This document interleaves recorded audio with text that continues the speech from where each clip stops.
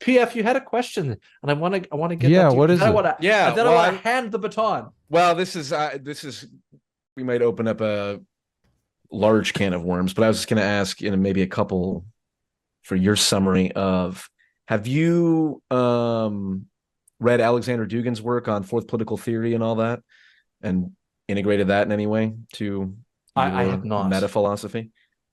Okay. No. Are you familiar with his claim on fourth political theory?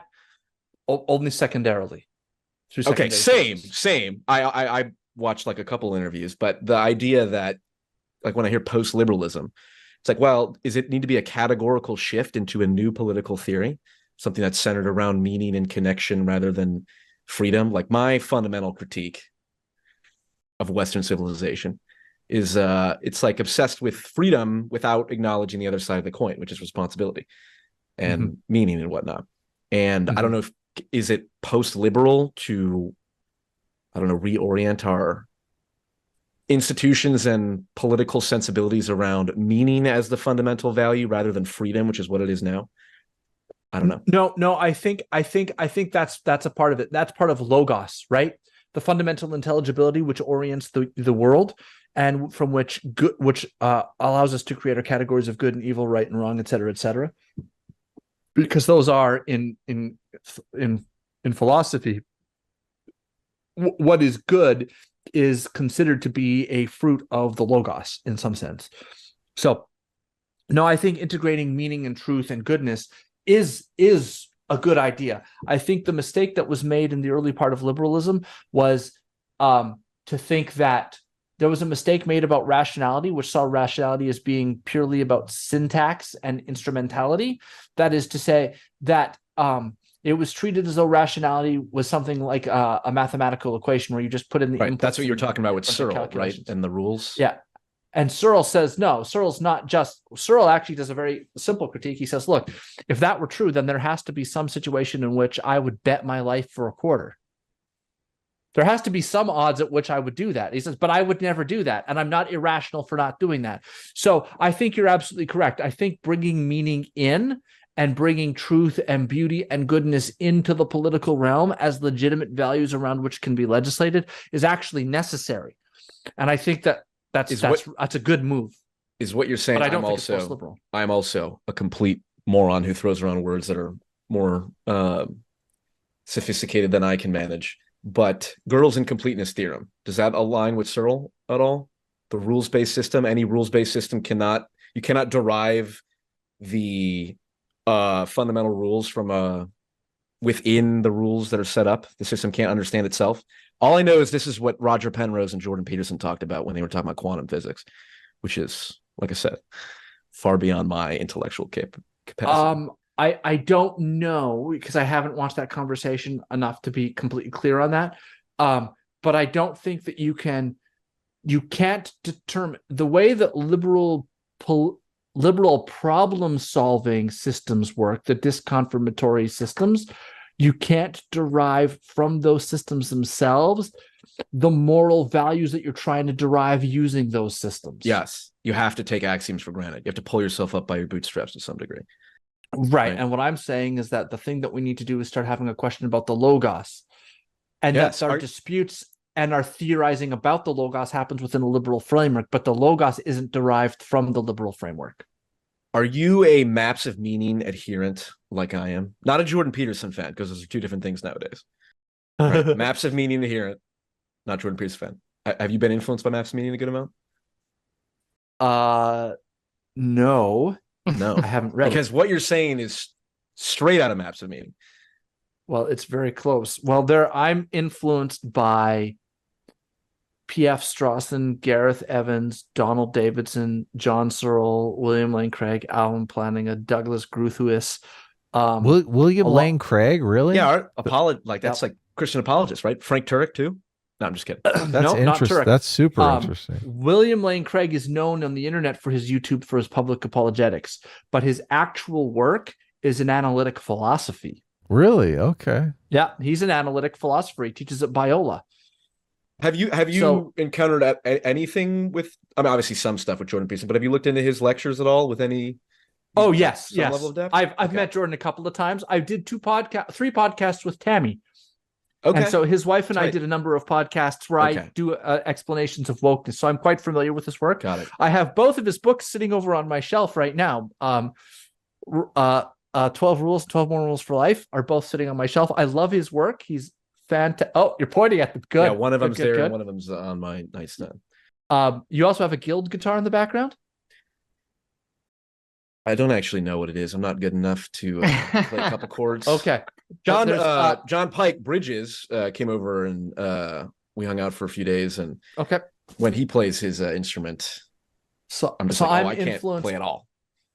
My background mostly comes out of analytic philosophy, and by that I mean a lot of Paul Grice, a lot of PF Strawson. Again, I'm just, Joseph Heath, although he might be more, he was trained under Jürgen Habermas, this book again. He was trained under Jürgen Habermas. So, I mean, you'd think that his training would be squarely continental, but he has a more of an analytic temperament to him, I think. I don't know how he would describe himself. And he would be a left liberal. So I don't know if he'd like me appropriating his work in the way that I have for my milquetoast sort of right centristism, which is, I don't have. It's a clean version of enlightened centrism. Yeah. I kind of like, in Canada, I would be considered very right wing. In the United States, I don't know that I could win a statewide Republican primary in a place like Texas. Look, I didn't know you'd even call yourself right wing, and I've listened to like dozens of your videos. Yeah. In Canada, I'm on the political right. In the United States, there'd be questions, like people wonder whether I'm a right winger. I'm a Christian, and so I am. So the reason that I say I would code as pro-right is because I'm pro-life. Mm-hmm. And you believe that life begins at the moment of conception? Listen, hold on. We could take this wherever you guys want to go. This is your guys' show. No, but I'm just saying, we can drop that right now. I'm saying I'm a pro-lifer. I don't know if I'd legislate from the. Well, yeah, I think there's exceptions to the rule of how that would have to function, but I think ideally we allow the development of the fetus from the moment of conception, and we my mentor, P.G. Campbell, says that the idea to us of personhood radiates backwards and forwards to cover both, like the sunset illuminating the world, it radiates back and forwards to cover both life's inception and its decline. Right. Continuum fallacy is not fallacy. Are you a Christian? Continuum problem. Yeah. So in the same reason that we don't kill the elderly, because they have degraded away from their peak cognitive capacities and their peak personhood expression, we don't also that same protection extends through the entire period of the life of the person. But that doesn't mean that there aren't overriding cases in which we are justified in the removal of the fetus from the woman, even if the fetus dies. Right. But I think of a few. I would say that our intuitions about whether or not a fertilized egg is a human being is actually valid. Meaning, if we were to say that the moment a sperm fertilizes an egg, that's a human life, then that means that terminating that life consciously would be premeditated murder, which would be first-degree murder, which would mean that a doctor or a teenage girl who undergoes or who takes a abortion pill would have committed a worse crime than someone who committed second-degree murder, which is like shooting someone at the bar out of anger. And that dissonance in my intuition is an indication that there is more epistemological content than I can articulate propositionally, but I have to trust that. What you're talking about is that there's the background, what Searle calls the background. So the network is the intentional network. So that is things like propositions, phrases, words, ideas, concepts, etc. The background is the set of background capacities and general know-how that's required in order for you to have meaning at all. Proposition. Right. And so it goes all the way down, some cases into the biology, like you have eyes and you can see, but it also includes things like understanding the ability to speak English, being able to know that the past will generally be like the future, et cetera, right? Mm-hmm. So one thing Searle talks about is he says, when he read the Gulag or he read something by, I think it was Dostoevsky. He read a book by Dostoevsky, and he said he had a much more clear and sharper opposition to communism after that. But he said, I didn't learn anything about communism that I didn't already know. So what changed? Well, what changed is the background. And I was just about to say, as you were talking about that the reason that our moral intuitions have a hard time or kind of split apart socially and fragment when we talk about the date of conception or the first 10 days after conception or zygotes or things like this is because our background is mostly conditioned by our experiences with other human beings, which we can talk to and speak to and look like us. And we can imagine ourselves with crystal pristine clarity what would happen if someone was murdered. But when it comes to zygotes, which can't speak to us and which we can't speak to and which we can't interact with, our background is a lot less clear. And so our interpretive capacity and meaning is significantly degraded at that level. And so a lot of times when you push the intuition pumps that people come up with, what you end up with is people having vastly different interpretations. And so it comes apart. And that's part of the reason why we have such difficulty and why those cases are so fraught. My own intuition on this, if I was to spell it out, is that there are three sets of intuitions. One is that people say, well, that zygote is just so different from me that it couldn't possibly be a person. It couldn't possibly count. That's how I feel. The second is the person says, well, hold on a second. It's your genetic blueprint. It developed, that's the same organism as you. So it's what if it's not a person, if it's not a human being, what is it? It certainly is. Right? To that, I say your hair color, eye color, skin color, like all that's encoded genetically upon fertilization, but none of that's relevant to who you are none of that's relevant to your divine value, so to speak. What is relevant to my divine value? Does the divine value rest in the organism? Right. See that? You see? So we're touching on the thing that splits everyone apart. So what I tend to do on this politically is this, and this is where I think the pro-life movement makes a mistake. Because what people say is, well, the pro-lifers will bite the bullet on what you just say and say, yeah, well, we should jail women who get abortions and treat them like first-degree murderers. Because they will be winning the debate with a lot of people right up until they get to that point, and then people are like, no, we're not doing that. I'm aware. We're not doing that. That's why I like to start with that point on the discussion. Yeah, because it doesn't allow them to get their druthers. So this is what I think. I think what we're doing in politics is we're trying to cash out everybody's moral intuitions into a law that makes sense. And so the way I do it is I cash out the pro-life intuitions by saying that we're having a prohibition on abortion, except in cases of rape, incest, or the life of the mother. Because while people say, well, you can't kill the fetus is innocent. You can't kill the fetus just because, there's a case of rape. And to which I respond, the fetus has a right to life, yes. But when somebody else attaches that fetus to me, it doesn't have a right to my body. In cases where the sex is consensual, you're consenting to the act that places the fetus in your body. It's a different case. So I can give principled exceptions in rape, incest, on the life of the mother. Okay? That you accept as principled, but your hardcore Christian they counterparts, would disagree. Right? They might not, but I'm saying you don't. Well, they don't accept my principles, but they will accept that there is a principle there. There is a legitimate principle there, whether they agree with it or not. It's not arbitrary. It's not random.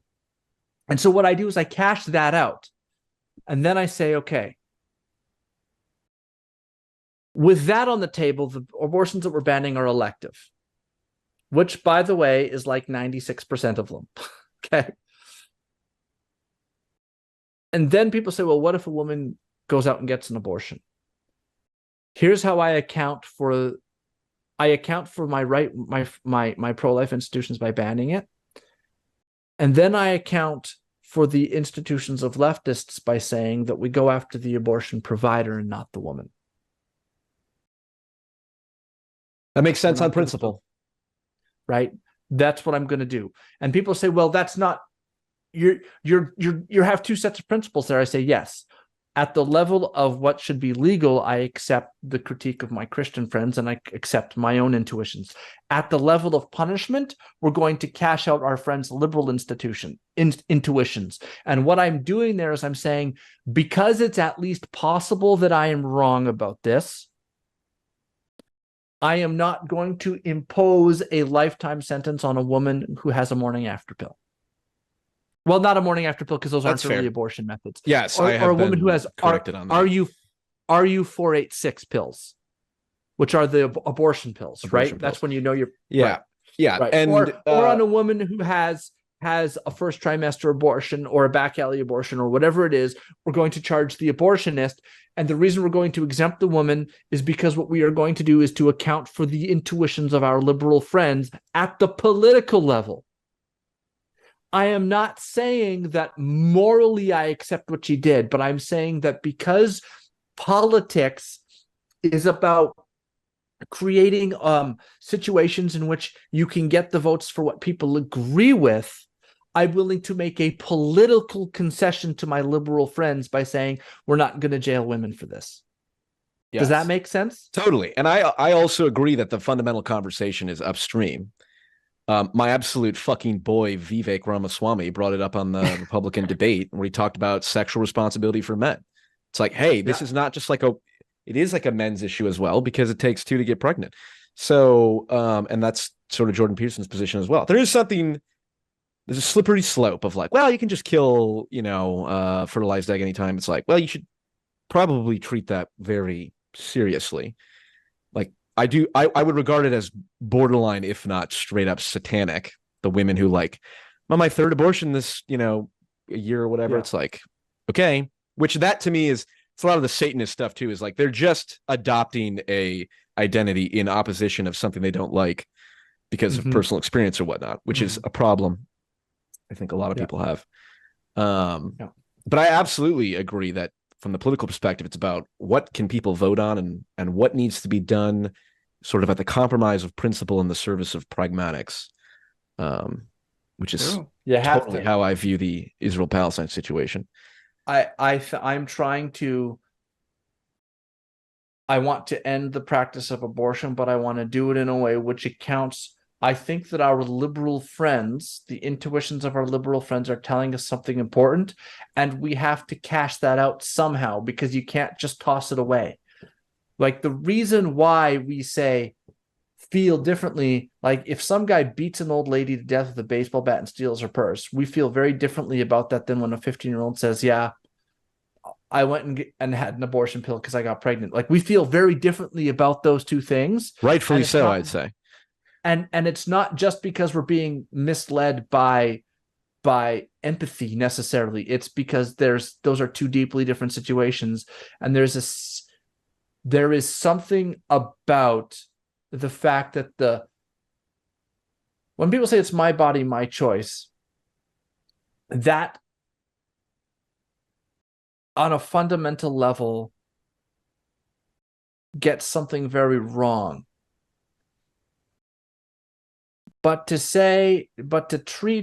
To not make special account of the fact that her body is literally having another human being growing inside it, to not discuss that, that's wild. Act like that doesn't matter, is also wild. So we have to account for all of this. And I think that the way that I want to account for it is to, and I have a child out of wedlock. Okay. So I am a Christian, but I am an absolute hypocrite on this issue. And that's why I am hesitant to talk about it, because it's like I had as we are all hypocrites and sinners. I failed grievously. That's right. I failed grievously here. So, but I would want to say Well, I can say this. I have 50-50 with my son. As a man, you do not get to splice off, at the very least, you don't get to splice off sex from responsibility. By choosing to have sex, you have to say, I am accepting the responsibility. And my son is the joy of my life, and I love him, and I raise him, and I take that responsibility very seriously.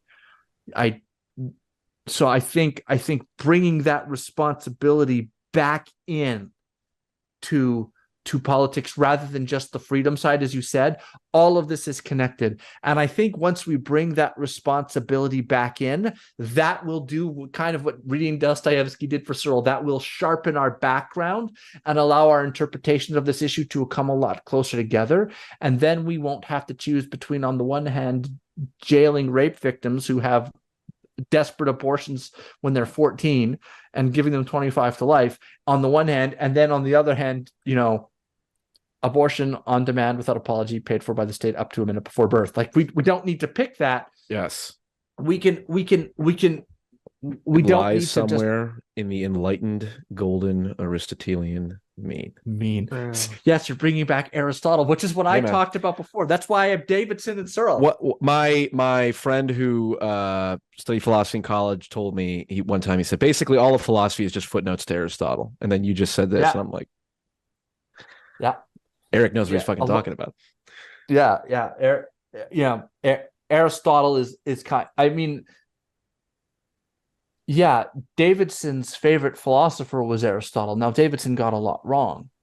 And a lot of the people who now are doing what they call analytic philosophy haven't read him and don't really understand what was going on with a lot of those early analytic philosophers. Like they haven't read A.J. Ayer or Carnap or Grice or Austin. They're not really familiar with that sort of tough-minded, symbolically logic-centered, sort of hard-nosed, terse analytic philosophy. But I also think that neither am I, for the record. I don't know anyone that you just said. Yes, but I also think that a lot of those philosophers got a lot wrong by focusing too much on the formal and syntactical elements of language and how things work, and less on the semantics and the meaning aspect of it. And so I think bringing the meaning and the experience and the things back together is part of what's happening. And I think that Jordan Peterson is the guy who's been doing it the best in the public sphere right now. And why I bring up William Lane Craig is because, yes, he does apologetics, but he also does the philosophy thing. And he's been, on the Christian side, has been trying to do something like that. But he's been, how can I say it? Craig showed up at a different moment in time. Like he showed up when the rage was, Christopher Hitchens and Sam Harris and all of that, right? Yes. Like that hard-nosed atheism.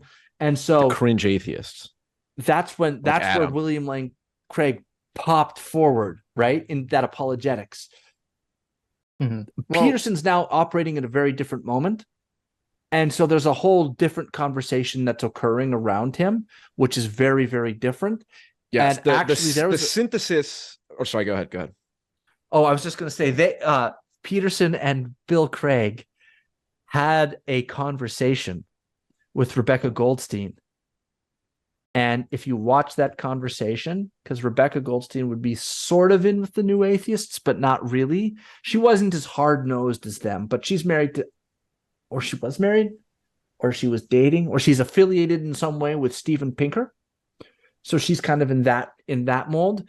And you can just see that the conversation has moved away from Rebecca and her kind of area of philosophy. Not that she's not good at philosophers, like full professor, well published, her work has been well received, it's very good, it's solid philosophical work, but just the interest in the conversation where the energy is moving is the kind of dialectic between what Peterson and Craig are doing and about meaning. And that conversation was very, very interesting in how it worked and how it functioned. And I think it's that's kind of where I am. My apologetic interests and my Petersonian interests are kind of, my analytic philosophy interests are all kind of swirling at the moment. Yeah. I'll say, if go ahead, Sitch. people had, if in terms of the abortion conversation, I think if the pro-life side was able to, have the conversation the way that you were having at Wokal, I think the country would be in a much better place. And I think they would be more persuasive to a lot of people on the left. So I really like what you're having to say, even though I disagree with parts of it. But let's move away from the philosophy nerds stuff. Yes, I was going to say into anti-intellectualism the is realm. based. This is just real quick, the synthesis of the syntactical and the background and the meaning. I think the forefront of that nowadays is JREG. Yeah, there you go. Yes, let's of move away. Pure intellectual, True. the acknowledgement of pure rational analytics, and then grounding it in embodiment. Right, I think JREG does that, is on the forefront of that. Did I you think see, he's JREG. He's the greatest political satirist of the 21st century. He's a YouTube channel. He's pretty funny. We talked not that long ago. Funny? But you could check him out on YouTube, JREG. He's hilarious, obviously. He's hilarious. Anti-intellectualism is based. I'm interested in, what's your background, PF Jung? Because I'm interested now in where you come from. Yeah, well, I'm white. You've got me number one. locate your positionality. Yes, I'm a cis white male. I'm in Dallas, so I didn't do my land acknowledgement, so this does belong to the Choctaw, Habanero, and thank you, Jalapeno tribes. Wow, that was very. What's my background? That's a great question. It's sort of like asking, who am I? How it plays into your philosophy. So yes, I don't need to know your shoe size or something. That's fair. I am fundamentally concerned about political polarization. I grew up in a very chaotic household between parents who fought quite viciously, and so I'm wired to be sensitive to conflict between two sides, and I'm very aware of the degree to which in virtually every conflict, both sides have a responsibility to play. So my fundamental concern has been political polarization. And I make the joke that I am an enlightened centrist, and it's a half joke as all things are. Politically non-binary, I think, is my new arc. But I do think we need a Aristotelian mean kind of perspective on virtually all issues. Like literally, if you pick any issue, there is a reasonable conservative position, there's a reasonable progressive position, because it's all basically cost benefit, cost trade-off, or trade-off issues in some degree. And there's always a reasonable position somewhere in the middle, not exactly in the middle, although given horseshoe theory and the extremes always being as wacky as they are on either side on virtually every issue, oftentimes it is somewhere in the middle, or exactly in the middle sometimes. But I'm trying to make radical centrism great again, or enlightened centrism great again. That's my project. So yeah, and I was going to say I have a minor in gender studies, for what it's worth, which you might find interesting. You actually? I actually have a minor in gender studies, 100%. Wow. So why do you hate Jews then? Listen, let me be perfectly clear. Nobody loves Jews more than I do. Okay? Look, your best friend's Jewish. Well, I do want to say for the record that you don't need to have a minor in gender studies to hate Jews. I just want to acknowledge that. That is true. That's true. It does help. But it helps. It helps these days. But it helps. This is a comedy channel. I agree with your political polarization, and I work with, so it's amazing to me because two of the guys I work with, one is Russ Vought, who's a Republican legislator, he's a Republican, I would say, strategist, thinker, works with CRA on right-wing political issues. And I also work with Chris Rufo. And whenever people talk to me, they think, well, you must be like this right-wing conservative. Like you have to be like this. And I'm like, no. And if you talk to like if people ever actually sat down and asked Chris what his end goal for what his project is, Theocracy. it looks a whole. It's like, yeah, people That's think not like you want Walsh. an Islamic you want a Christian Sitch- white nationalist theocracy. Chris is like, no, I want like a classical education in where we're centering thinkers like Aristotle and Locke and Aquinas and Mill, and that we're moving into new political philosophies. We're not cut from our roots, and people are just like, like stuff which would 5 minutes ago or like in the 80s, that was the kind of program which minted blue chip prospects for all kinds of companies. Like that would have been treated like it's wonderful. And now if you say, well, I'm interested in, like Stoic Greek philosophy, and, people would be like, oh, so you're obviously a nutty right winger. And so I share your concerns around political polarization. The reason why I think that the people on the right picked me up and the people on the left have not is because I think that in the institutional fight and in the spaces of cultural creation and production, wokeness has, or critical social justice, if you will, has taken that, and they make it their goal to polarize anyone who is not in agreement with them. And because of that, anyone who doesn't hold to woke or woke adjacent views gets coded as right. Mm-hmm. This is how you're you not a progressive fundamentalist. You are a heretic. Look, yeah, I gotta ask you, Wokal, just because like Christopher Rufo has come up on the show before, and he has given some talks that seem very theocratic. It's a little scary just from someone who is maybe not as religious as you guys are. Well, which talks did he give that you said sound theocratic? Because I think if you actually listen to what he's saying, he's talking about classical Western education is what he wants. Like they just had New College of Florida, and they had Stanley Fish, who is as progressive as they get, almost radical, I would say, in his orientation. Well, I think Chris kids like, should be great. taught the Bible, but it's Sitch is actually the one that thought it was a little too far. Sitch, I don't think people should recall? be taught the Bible. I don't remember what it was. I remember like when Christopher Rufo first came on the scene, because I like a lot of what he's saying. I like a lot of what he's doing in terms of fighting back against wokeness.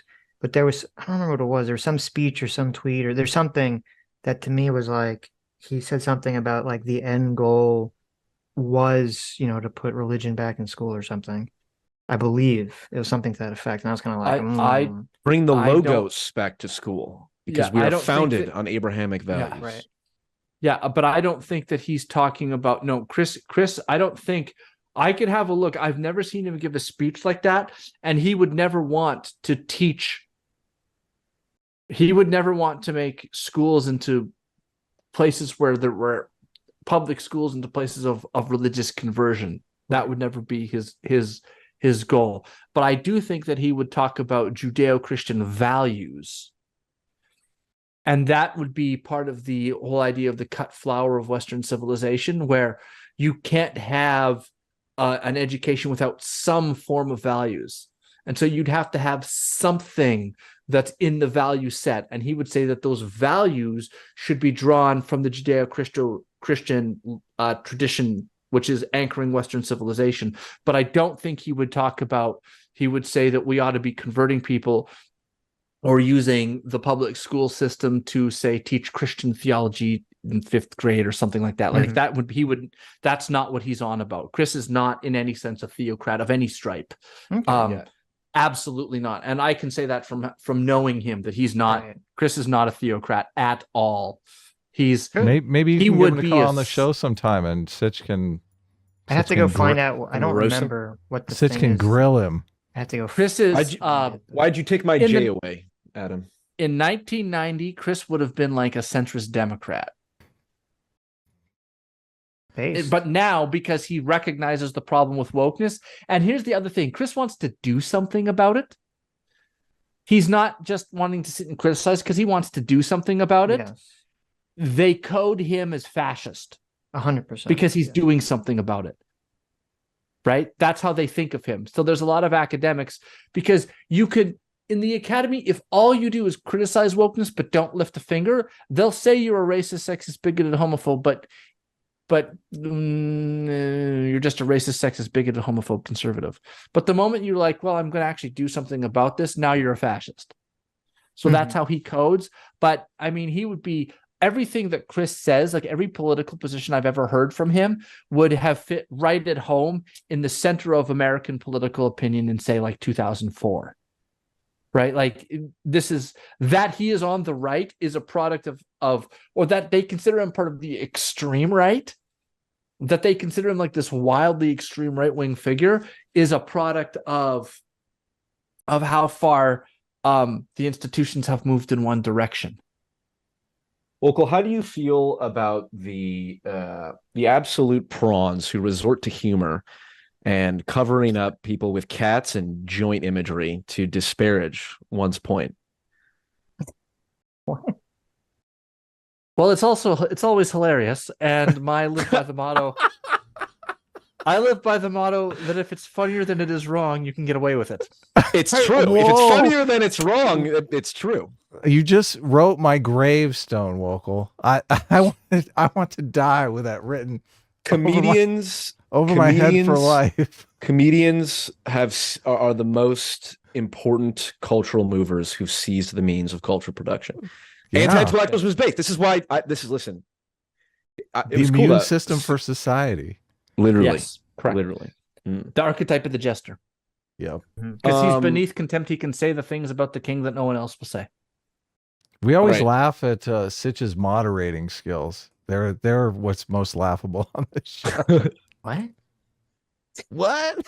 Nothing. When am I ever moderating a conversation? Wait. Don't tell me I have to moderate a conversation. Is when you fly off the handle, okay, and I have to be like the elephant wrangler. I don't know what you're talking about. Look, you have done some excellent moderation. Yeah, see, there you some go. excellent moderating in the past. Look at that. I will give you credit for that. Okay. Anyways, let's where do you want to take this talk about conversation? Israel. Let's talk about Israel-Palestine. abortion for another 2 No. hours. What do you guys? So I don't know. Wokal can stick around if he wants to talk about Israel, or he could take off if he doesn't want to talk about Israel. Whatever he wants to do. It's up to you. You're a free will. This is a liberal society. This is a liberal stream. Okay. You may or may not have free will, but you can certainly act as if you do. That's true. That's true. But Cyril actually talks about how you can't help but act that as if you do, because you can never go into a restaurant and sit down and say, "What do you order?" Say, "Well, I'll see." You know, it's like the old Calvinist joke about predestination. What did the Calvinist say when he fell down the stairs? That's thank God that's over. Right? Like you just, or the rabbi, do you believe in free will? I have no choice. Right? Like there's all these paradoxes. You can't help but accept it. We have to act as if there is. Yes, sure. That's literally when I walk into a restaurant, though. That's literally what I say every time. Yeah, but you can't just watch yourself order and be surprised by what you're doing. You I do watch myself. He does. He says, "Honey, order for me." I'm gonna sit back. This is how I order. Peter Vanenwagen did excellent work on free will, and he kind of brought it back from the grave. And Cyril made the point that actually our understanding. Okay, let's throw away free will here. That was okay. We'll stop then, and let's just all just a prelude into. Do you want to stand for Israel-Palestine? Right. Well, I enjoy any conversation that's fraught with cancellation and the ability to get me fired. So let's do it. Yeah. Well, first off, nice. Yes. I've made two mistakes so far. A true artist. Yes. I did not start off with my land acknowledgement, and I did not ask Wokal if you condemn Hamas. Look, Wokal's a nice guy. I'm sure he can. My life is. You don't have to answer that question. Condemnation of Hamas. That's true. My mere. So, I should add that I'm ethnically Jewish. So even if I didn't condemn Hamas has already condemned me. So, right. So wait, you're ethnically Jewish, but you're Christian? I'm a converted Christian. Yes. Okay. Yeah. So you converted to Christianity. Interesting. I'm a religious Christian, but I am a halakhic Jew. See, there's hope for you still, Sitch. So it's like you could be a Jew for Jesus. I don't think he's a Jew for Jesus. I think he's just. Messiah already returned. I went to a Protestant charismatic Pentecostal church. Mm-hmm. And so the I always best. used to joke Look, you're warming my heart here. it's like the worst of all possible worlds. Like it's all like the outliers of society have like wound up in my brain. I'm like, hi, I'm here. That's funny. I'm from the Yeah, but internet. it's and I'm all here to help. hellfire and brimstone, though. I love that stuff. Oh, No, so no, good. The Pentecostals are the opposite. They're cheap grace, man. Oh, really? Oh. Yeah, that's my church is. I always tell it's like the brownie church. It gets sweet, but it's full of nuts. Well, I thought they were closer to Baptists. Baptists are all about the Oh no, that's fire the and Calvinists. brimstone. Oh yes, yeah. Yeah. I The love law. that. all You right. hang up a PF picture in the church, you're going to hell. So you're PF Jung, okay. So you're ethnically I'm going to throw Jewish, the ball to. so we can Yes. disregard everything you say. So PF Jung, what right. is That's the disgusting that you would say that, I Sitch. You're a know. fucking monster. That's As so a Jew, I anti-Semitic. can say that as a Oh, chosen yes. people. Okay. That's Oops. right. then lie. Okay. Okay. So this is a PF yarmulke with a Young, hole what in it. is I sense that you're like very sympathetic to Hamas. So what is your position here that you want to talk about? Okay. Well, I do condemn Hamas. Thank you. I think I believe the video of the truck going through Gaza, I think it was the day of October 7th, and all people were spitting on it and all that shit. It's like Right. that when Jordan Peterson talks about like everyone has the capacity to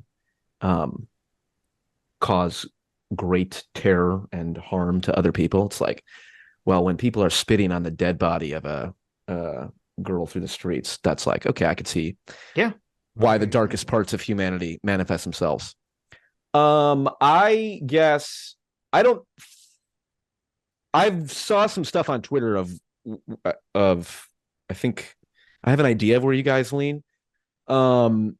I guess my fundamental concern is I don't think any solution to this issue can be presented without holding someone in power on the Israeli side accountable.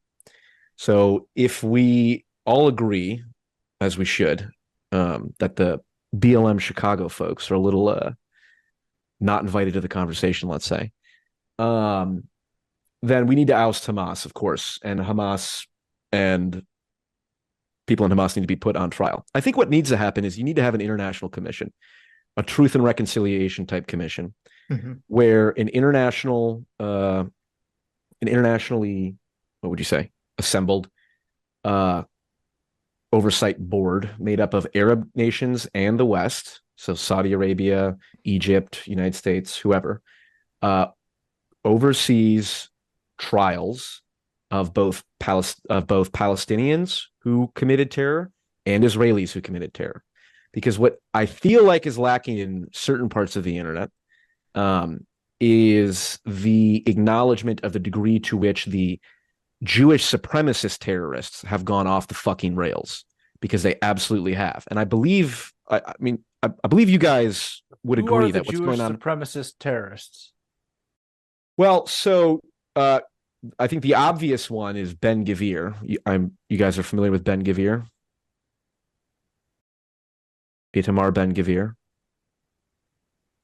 Why don't you remind us about Ben Gvir?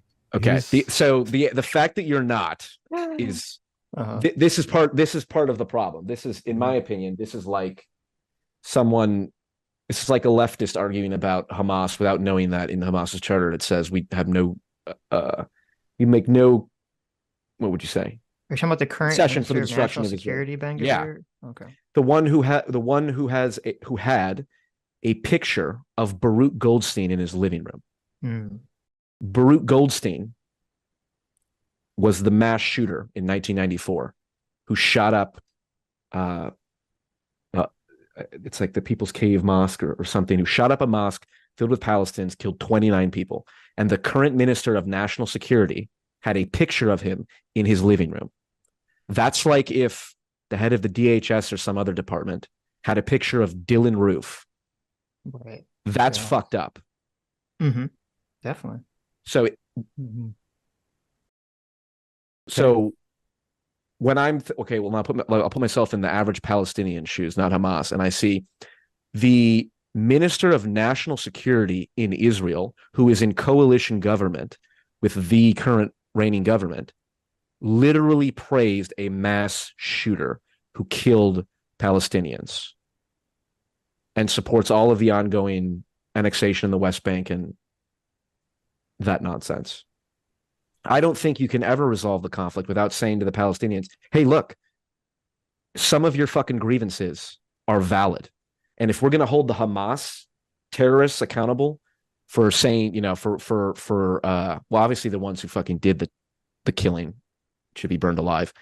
But for the people who supported it and planned it and all that, it's like, I think that an international commission needs to come in and try Palestinians who supported Hamas and the Israeli settlers who kill Palestinians, who illegally annex land, and who support someone who praised, had a picture of a mass fucking shooter in his living room. That's fucked up.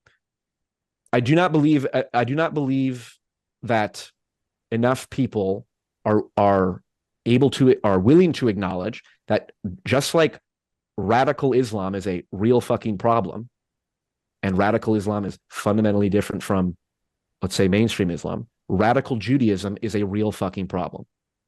And it's fundamentally different from certainly Jewish people ethnically, because that the whole religious component is arguably not even there. And there are also Orthodox religious Jews who are on the complete opposite side of this, who are on the pro-Palestine side, who don't believe Israel should even exist because they think it's a blasphemy. But until everyone agrees that radical Judaism is a fucking problem, the Jewish power party should not exist. We should not say that we have an unrelenting, ironclad commitment to Israel no matter what, if they happen to be led by a member of the Jewish power party who praised a mass shooter. Right. I think, you know what, at that point, you are now a Jewish theocracy, a Jewish supremacist theocracy, and I want no business supporting that.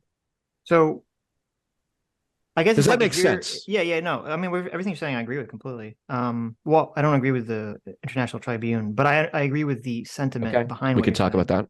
I understand. Like, if you usually when I'm on Twitter, I'm like reacting to something I'm seeing, and so I'm sure that my takes on a lot of issues are like, not the full scope of what my belief is. Because as I said on stream, my position is I'm completely against the settlements. And I would actually, even though I know it would be like really disruptive, I wouldn't actually have a problem with the forced removal of 500,000 people from those settlements as part of some peace agreement. I actually was having a conversation with my father about this the other day, and he brought up a good point to me where he was saying, like, listen, if the Israeli military expects, the millions of people from Gaza to basically displace themselves to move south to get a Hamas, how can you not turn around and say, well, how can you not displace, the 500,000 Israeli settlers from the West Bank, which isn't even their country? And I think that's a completely fair point. And I said this in the beginning of the conflict that, the only option to me that makes sense after this attack would be for the IDF to basically say that, we're going to work in conjunction with the PA, which I don't know if PA would be willing to do this, but we have to work in conjunction with the PA to basically take over Gaza, force the PA to be the government in charge of Gaza, and the Israeli military would have to be sort of the police force or the military backing the PA, because I don't think the PA has the military ability to fight Hamas at this time, and that would be the only solution. And probably some part of that would have to be some agreement on the situation in resolving a lot of the West Bank stuff, because one of the fundamental things that bothers me, that angers me, is when people they incentivize bad behavior and they disincentivize good behavior. And Bibi and the far-right political actors of Israel for the last 20-ish years or so, or maybe a little less than 20-ish years, have been incentivizing Hamas. And they've been doing that because you have, the people in the West Bank who, there's violence and everything, obviously, but it's nowhere comparable to what's going on in Gaza with Hamas. And instead of incentivizing, some level of peaceful coexistence, it's being like, we're going to slowly push you out with the settlers. So they're basically disincentivizing people to not be terrorists, and they're continually incentivizing Hamas to be terrorists, because then Hamas can just point to the West Bank and say, look, they're trying to, peacefully coexist, and they're just getting pushed out. And so I think Netanyahu Netanyahu, if not resign, should be tried. I think that would be part of the commitment. There's no other way. I mean, Netanyahu funded Hamas as a means of keeping the division between the Palestinian, the PA and Gaza. So I've heard that claim a lot, and I've seen it sourced to one statement that, to me, I think everyone misinterprets. So I don't know enough about that. He allowed funding. He unfroze funding from Qatar to go to Hamas in suitcases full of cash. There's some article about there was funding that was unfrozen, and he made a comment about, like, we need to keep Hamas and the PA kind of separate. But what he actually says, at least the article that I read, when you look at the source, was that he was saying Israel should be the one basically doling out the money in Gaza, not Hamas, because then Israel could control to make sure it doesn't go to terrorism. And then I feel like it's a misinterpretation. But anyway, that's not important. I agree. Bibi sucks. I think so how about this he'll be out of here. I don't, the Israelis don't, they do blame him for the attack, and I think he'll be gone after this. I am worried that he could intentionally prolong the conflict as long as possible in order to maintain his power. I think that's definitely a fear that could materialize, or maybe is materializing right now. So let's talk practicality. And I will say, just overall, as I'm sure we all would agree, none of us are experts. You can't be an expert on this. It's too complicated. My concern with this issue is because, as Americans, we have to have, some of us are Americans, right? Wokal, Canadian, right? Dirty Canadian. You sort of have to make a decision of, like, if you're going to vote for a politician, you need to know what their policies are, and you need to have some perspective on this issue, at least what America should do. And if we're talking about, like, practicalities here, I say we cut off aid to Israel until they censor the Jewish Power Party. The precursor to the Jewish Power Party is a U.S. designated terrorist organization. The Koch Party, or the Kahane Party. Aristocracy brought it up the last time you had her on. Mm-hmm. So the current Israeli Minister of National Security is a U.S. designated terrorist group sympathizer.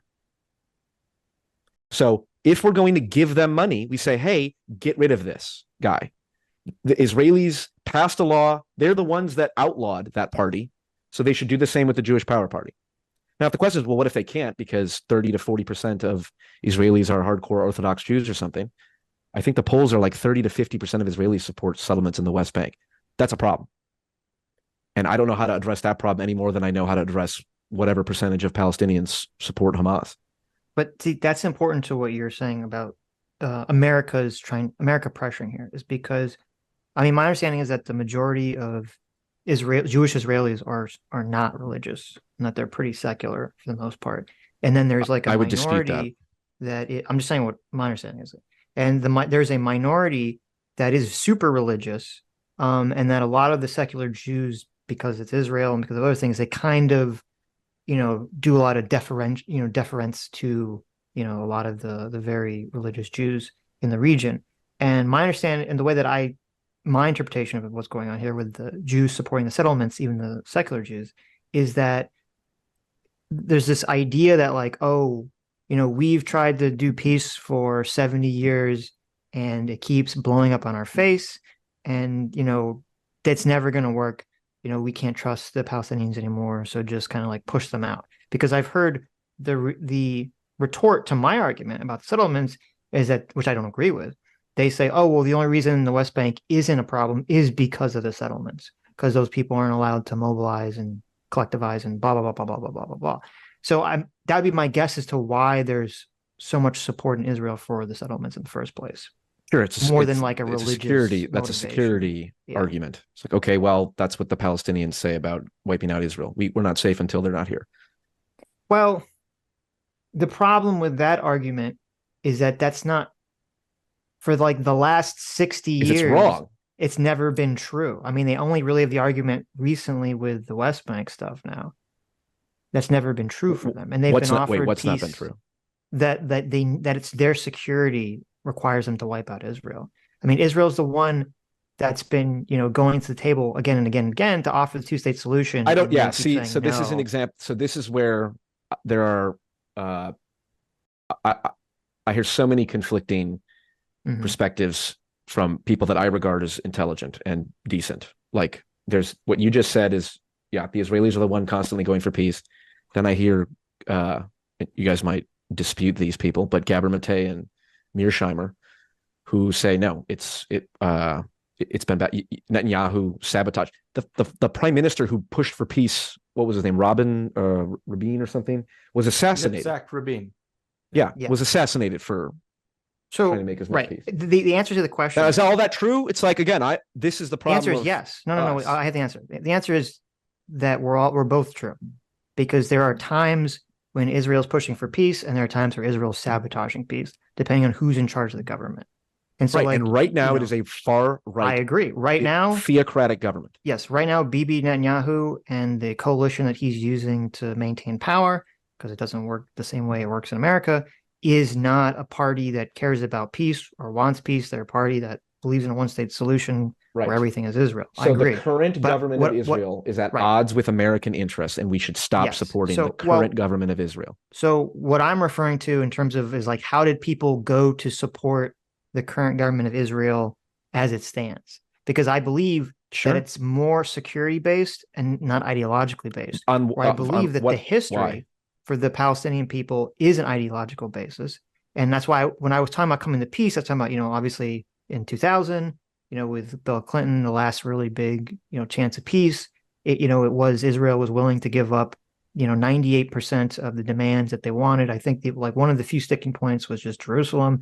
And it was very clear that Yasser Arafat was just kind of fucking with them. And I think the way that me and Adam look at this is that we have a bias in favor of democratic liberal institutions, or institutions that at least can manifest democratic liberal institutions, where the Palestinians, unfortunately, don't have that. So, for example, like, neither do the Israelis. They do in the current right-wing government. Yeah, that's not the case. No. They're still okay. The current right-wing government of Israel. Wait, hold on. Wait, stop for a second. The Israelis still have the tools and the capability to have a liberal democracy. And the United States should pressure them to act on those tools and say, we're cutting off aid unless you do it. Yeah, but I would add that, hold on, but I would add something else. I think the Ben-Gvir thing is an interesting thing. If you read about him, and I've been sitting here reading about him, a lot of what you say is true. But I don't think that Ben-Gvir, if you remove him tomorrow, Israel's actions in this matter don't change at all. And so I think... Yeah, obviously, the actions they've already taken don't change. I'm saying Ben-Gvir... I'm saying they would have acted exactly as they are acting now, regardless of Ben-Gvir. It would have made no difference. Israel... Well, that's... Okay, go ahead. That is simply because Israel used to have a policy of mowing the lawn, right? Yeah. Pulling the weeds. When the terrorists would show up, but an incursion of the sort that happened on October 6th is an existential threat. It made the prospect of really taking out Israel a real thing. And so now Israel is in the situation of they can take on Hamas. They might be able to take on Hamas and Hezbollah. But if the Iranians get involved or other large nations get involved, all of the sudden we begin looking at, like, Israel start having to look around and ask questions about its nuclear arsenal. Right. And which that I'm is fundamentally concerned about. Right. And that is a very serious problem. So for Israel, they're going to say right now, we are willing to take the hit on absolutely destroying Hamas, and people can hate us all they want. But that says to all those little terrorist groups around us that the policy here has changed, and you had better not attack. Or how does it say it? If you come at the king, you best not miss. And I think that is the move that's happened. And I think that happens regardless of Ben Gvir. I also think that a lot of this analysis, although it's not wrong, it's too thin in that it isn't accounting for the fundamental fact that at the end of the day, you have the problem, as I see it, is that you have two groups that both want claim to the land, and neither one of them is willing to live under the governance of the other. And since they both want the land and neither one is willing to live in the governance of the other, the situation that is required is a two-state solution where they're separate. Right. But yes, Israel should, I think, but Shank Israel actually has had a good idea offered, in terms of has ending. offered.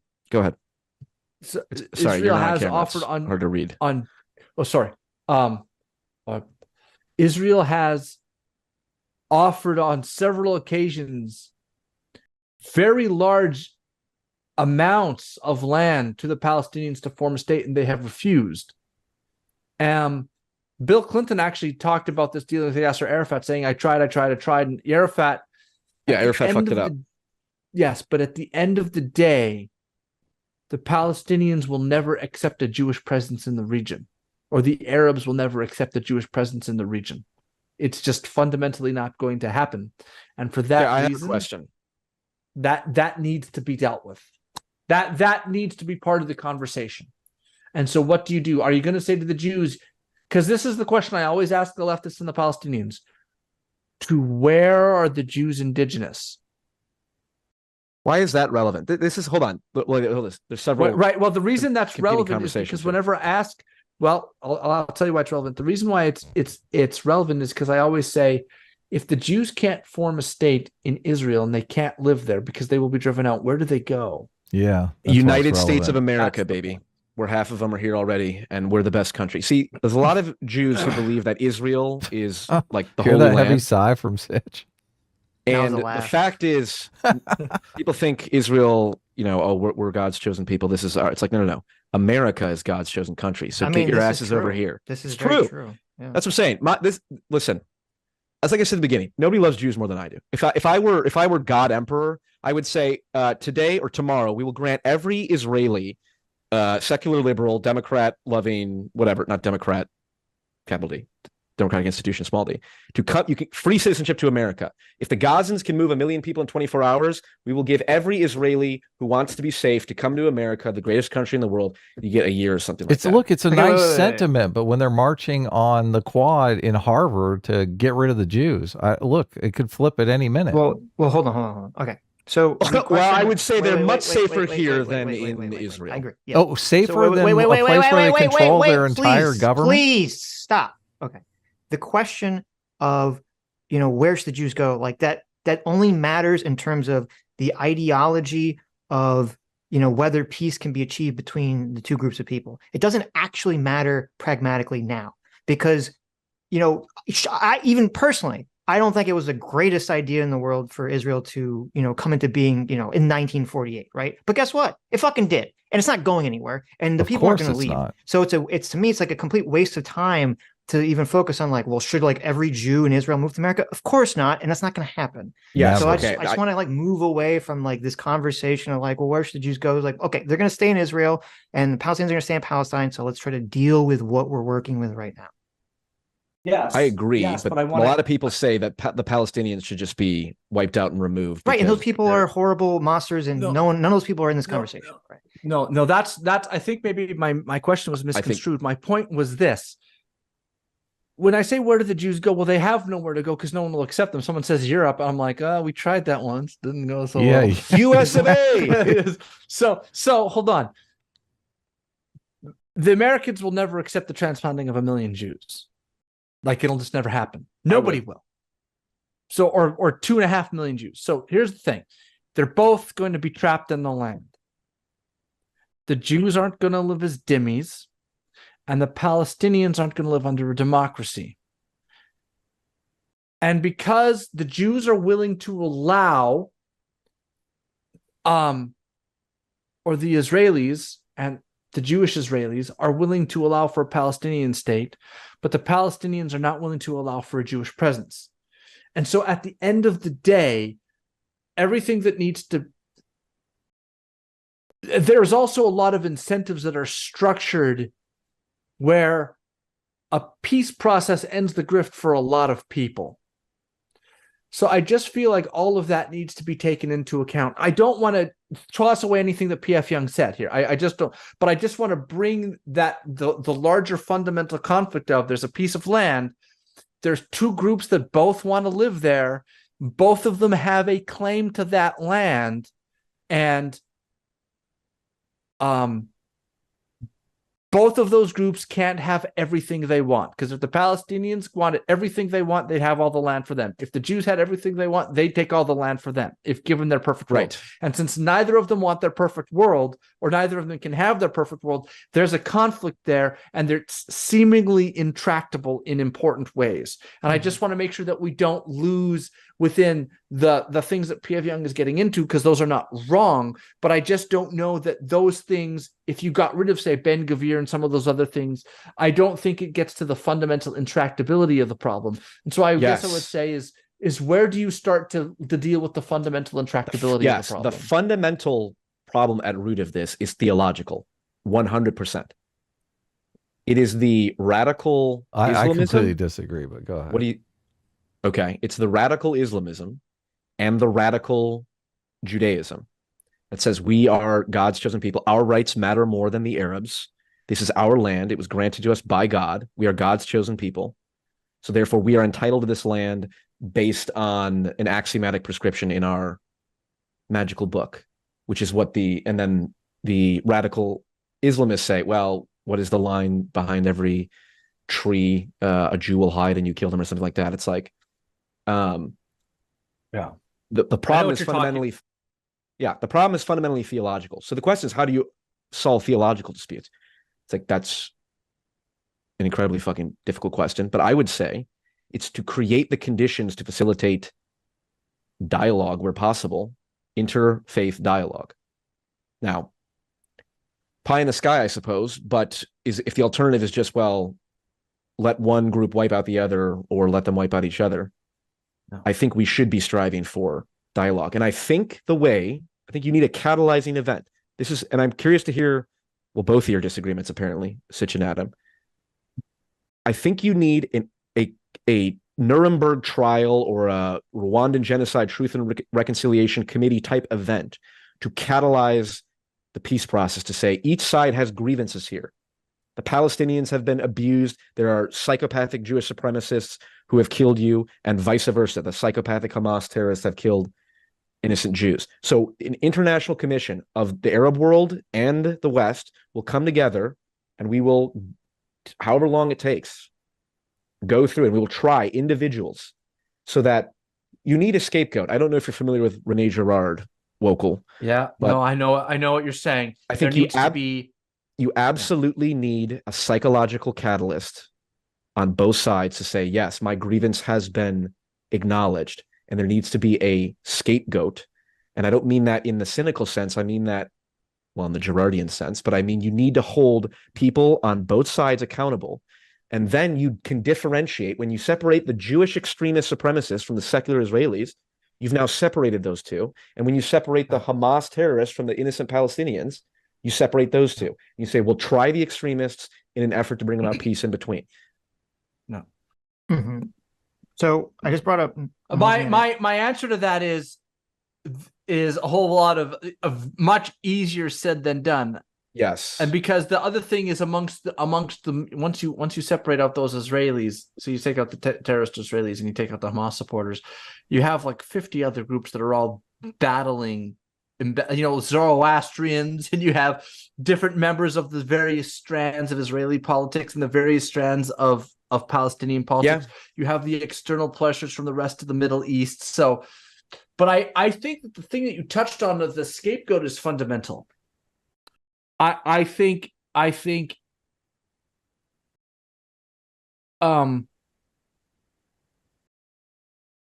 you can kind of see it in the decolonization.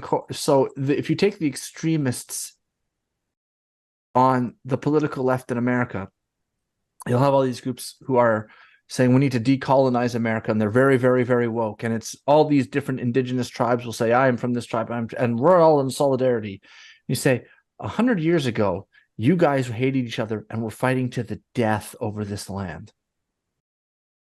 But now you see yourselves as having a common enemy of white people who have built a structure called America on your land. Yes, the Apache wiped out the Comanche, I'm pretty sure. Yeah. Well, and so it's all of a sudden it's like, oh, that'll unify you pretty quick. An external force. Yeah. And then you have to have somewhere for all of the problems to go, and that's your scapegoat. Right? Which is a psychological mechanism, right? That has to be acknowledged and accounted for. What needs to happen is there has to be a way for both sides to be able to do this without either side. It's an honor culture, and they have to be able to do it while saving face. That's another thing that people forget. Let both sides get justice on the side, the portion of the side that committed legitimate things worthy of grievance against them. Mm-hmm. Yeah, what is the counter argument to that? Well, okay. Well, before we get into the scapegoat thing, regarding the religious thing, so I just looked it up in 2022, self-polling for Israel, the largest group of the population, 45%, identifies as secular. The second largest group, 33%, identifies as somewhere between secular and religious. You have very broadly. Okay. We can have two. Hold on. We can, because there's two ways to split it. Just so you understand where I'm coming from. The self-description of secular, I take the Jordan Peterson approach on this, is like, that doesn't mean anything if all of your morals and axioms are based on religious precepts. And so if you're a secular Israeli who talks about we were here 3,000 years ago, from my perspective, that's a religious argument. Okay, so you understand that, like, in these conversations, people will profit forward like arguments that have nothing to do with like their values, that are just NPC talking points that they just regurgitate. Okay.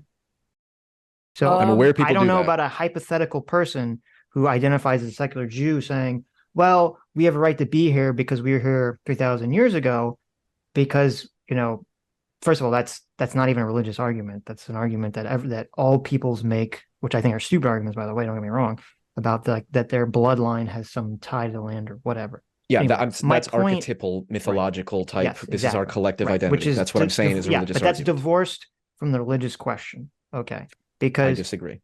Well, I'll explain why in a second. So let me just go over this poll. Okay, so 45% secular, 33% are somewhere in the middle of secular and religious, 10% are the ultra-Orthodox, and 12% are some other flavor of ultra-Orthodox, or not ultra-Orthodox, but like very religious. Okay. So according to the polling, majority of people in America, secular or moderate on the religious part of everything. So my problem with sort of you saying that this is a religious conflict is that I think it is an ideological religious conflict from the Palestinian side. I think from the Jewish Israeli side, even though those elements definitely exist and may even control the Israeli government right now, I think historically it's been mostly a security conflict for them, as opposed to a religious, we should have all of this area. Because if that was the guiding principle from the beginning was we should control this area, they would have just done it. They would have done it in the 40s or 50s or 60s, and everyone would have just had to deal with it at that point. Let me. I also go ahead. But when you say that, like, there's a grand mythology that everyone kind of operates under, and that's religion. To me, like, okay, that's everyone. Everyone has some grand ideology that the world's operating under. That's fine. When we're talking about like the religious dispute here, we're talking about organized religions and how that's affecting the conflict at the moment. Okay. Well, go ahead, Wokal. One thing I want to say. I can feel myself getting upset, and I apologize for that because let go. No. I want to push back on something just a little bit that Sitch said. There is like a 30% chunk it's Sitch, of the Wokal. Israel. Come on, Sitch. Wokal. Sorry, I said Stitch instead of Sitch. It's like situational awareness. There is a 30% of the Jewish population in Israel, which is pretty consistently very religious and believes in a religious entitlement to the land. When a third of your country believes that, there's the religious element of the religious impulse is kind of baked in. And I also I don't think it's hocus pocus to say we were here. Because if you say, look, I'm here because I was born here. My parents were here. This is my home. I think that's the thing when people say, well, it was my home too. We were here for your people stole it from my people. And it's like both what's being argued over is who has a right to this area of land and to call it home. Because nobody wants to be nomadic and homeless, right? Nobody wants to be placeless. It would be like if I had a this is now it may not even make sense at a certain level, because you could go back, to when the Romans owned the area and displaced a bunch of people and put their own people in. And then you could have Romans saying, well, look, we've been here for 2,000 years. Yep. How far back does it go? Yeah. Like how far back does it go? So I agree that it's not necessarily useful to say, well, who was here first when it goes back. It's a 3,000-year-old question. And the answer is lost in many cases in the mists of history, but it's not a stupid question. I don't think it's irrelevant. Yeah, and so I think those questions are on the table. And I think PF Jung, I want to, although I don't come down with him on him, I do think he is right that there is this sort of mythical and historical and religious part that is baked into it by the fact that a third of your people are saying, God gave it to us. That you can't just toss that out. That becomes part of the political milieu. And you can't just eject it. There's enough of it there that it's a consideration. Right. So I definitely agree with that. And, very often a extreme or a minority group that has a very extreme ideology can definitely pull countries or organizations in various directions, even if the majority doesn't agree with it. So I definitely agree with that. I definitely agree with the notion of the religious aspects of Israel are baked into the mythology of the country, even if the majority of the population is secular and not really practicing. Okay, so I agree with all that, and that's all completely fair points. Straight out of Mapsamini. But what I'm getting at here is, which I was trying to get at earlier, in terms of, who is the side that we can influence. And I think it's, as you said, Wokal, which I agree with completely, is that even though Israel right now might have a government we don't like, everyone in this conversation doesn't like, or whoever doesn't like, in terms of it being too right-wing or too religious or too ultra-nationalistic or whatever, is that it is still a democracy, still a liberal democracy, and it still has the tools to change that through elections and through various electoral processes. And the problem is that with the Palestinians, I'm not blaming them personally, but the problem is they don't have those tools available to them at the moment. And they haven't really ever had those tools available to them. Sure. And so that's where a lot of these modern conflicts all stem from, is that you have a country that has a democracy that we can influence and do things with, in conflict with a country that we can't really influence through the normal channels of power that we would be interacting. No soft power at all, only hard power. That's all I understand. So I would say, so maybe we can all agree, if we were to pick a policy, is that the U.S. should pressure Israel to excise, to censure, to whatever, imprison or try the extremists in their government that we all regard as terrorists, because that's what the U.S. designated the precursor group to. So is that No, I don't agree. So I agree that America should be using its foreign policy. I don't like the American foreign policy of kind of like letting Israel do whatever the fuck it wants. And we kind of talked about this. We covered the Abraham Accords and how it's interesting because those basically came about because Trump was sympathetic to the Palestinians and he didn't want Bibi to annex the West Bank. And apparently, and I didn't even know this, that's the Abraham Accords were to prevent Netanyahu from annexing parts of the West Bank in the first place. But Trump completely fucked up by basically granting them Jerusalem, or America's acknowledgement of Jerusalem, without getting anything for it. The conflict, and that kind of sabotaged Trump's relationship with the Palestinians, which had been actually pretty positive until that moment. But so I'm totally in favor of America using its power to try to pressure Israel to stopping the settlers, stopping the settlements, and pulling people out of the settlements and all that stuff. I'm totally on board with that. Okay. But what you're suggesting, well, I understand the psychological need for a scapegoat and how that would be beneficial and helpful. If you start to say that a foreign country is going to start pressuring another country to take its heads of state and put them in jail, that's like those heads of states are That's preferable to what's happening now. No. But what you're suggesting is going to make it so that the soft power doesn't exist.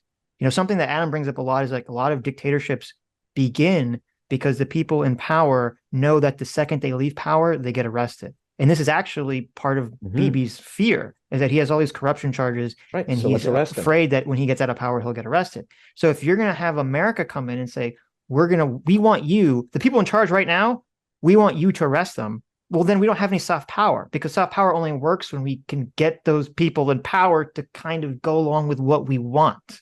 And if we can't, and they continue to kill thousands of Palestinians, what's the alternative?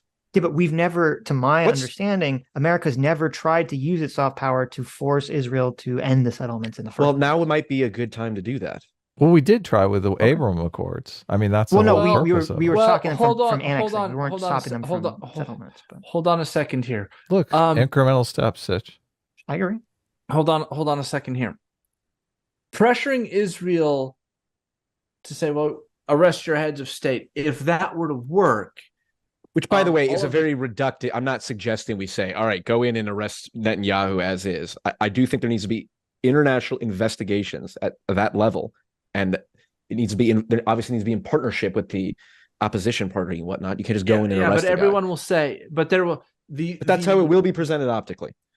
But I don't think that's how you'll get. It will look inorganic, and it will look forced, and the people on the inside will not accept it. Right. I think what needs to actually happen is something like this. I think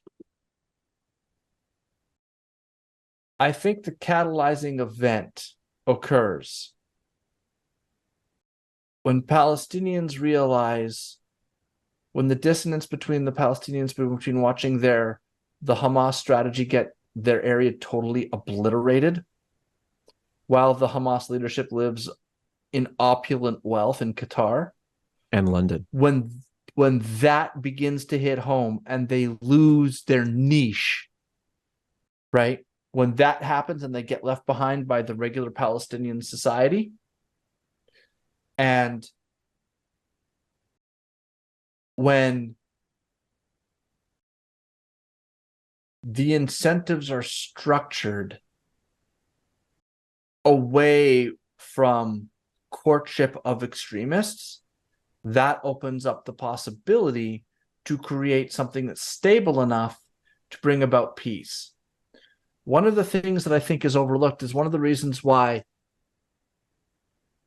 and you're beginning to see this right now happening in the United States, the kind of backlash to woke, because woke got indulged during the summer of 2020 and 2021, and it literally just burned cities and destroyed businesses. And people are like, whoa, we don't want this. Because when you have nice, clean streets and nice, clean cities and you lose them, most people backlash against that hard. The reason why this hasn't happened in blue cities and places like San Francisco is because a huge portion of the population lives in gated communities. They commute in and they commute out, and it's not their day-to-day problem. At some point, if I wanted to help create a situation in which the Palestinians were incentivized away from Hamas, part of how I would do it is I would send in something like the U.S. Army Corps of Engineers, and I would engage in a decade-long building project of schools and infrastructure. And then as Hamas engages in terrorist activities to either destroy it, they become villains, or they have to accept the legitimacy of it, at which point they lose their credibility. You have to give the people, the Palestinian people, something to look at. Because right now, the thing that they have to look at, to dream of, is a world without Jews, right? You've got to give them a vision that competes with that. And I don't know what a catalyzing event for that is, but I think that needs to occur. I think if you give them something to aim at, that would be extraordinarily helpful. And yes, economic development, I do think, is not even economic development, but like give them a vision for a world. Yes. A vision for the future. Sure. Yeah. That's why I always said that's where Israel's primary fuck up for the last 20 years has been, is to not make West Bank that model, that vision. What is Sitch / Adam? What is your current solution, if you had to offer one? To this current crisis, or like the broader? To the current Israeli-Palestinian conflict. It's what I said before, which is that Israel needs to reach an agreement with the PA to, whatever it takes, whether, means pulling all the people out of the West Bank or not, to basically have the PAs going to govern Gaza, and Israel will be the occupying military force to back up the PA's, rulership of Gaza until they can root out Hamas, or until the PA can handle on them right there. On their own. So do we all agree that there is no possibility, or likely no possibility, for peace in Israel unless the settlers in the West Bank are forcibly evicted? I'm giving you what I think they should do. There is a possibility of peace. I don't know if it'll look good. So I wouldn't use that language. But okay, but we all agree that the settlers in the West Bank should be forcibly evicted. That would be my idea. Yeah. Okay. Well, it depends. I would say it you're coming back to the road of enlightened centrism.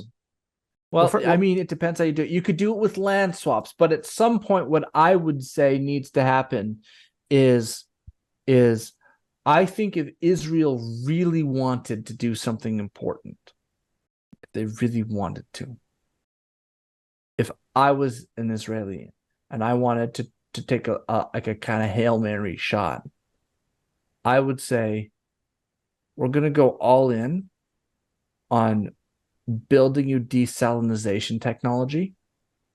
I'm just going to give it to you so that you can have water. And we're going to help you build infrastructure for running water. Mm-hmm. And I think if you just did that, and we're going to give you an enormous amount of running water. If you did that, that would salve a lot of wounds very, very quickly.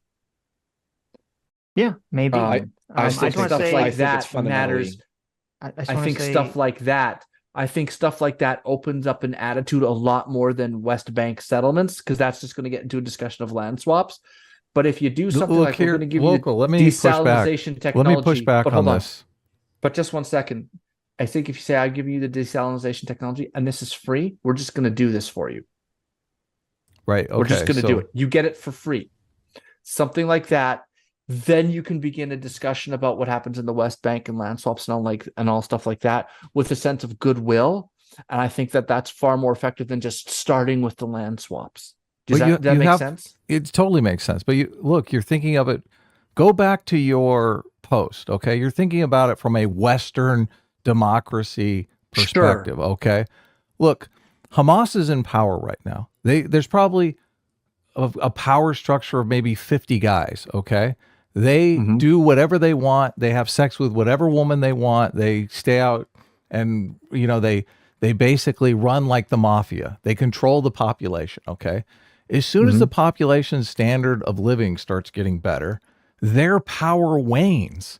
So those 50 guys do not want Israel to build desalinization there. They don't want the population to have fresh water. They want the population to be angry and be mad at Israel. They want to make Israel the scapegoat, because that keeps those 50 guys in power.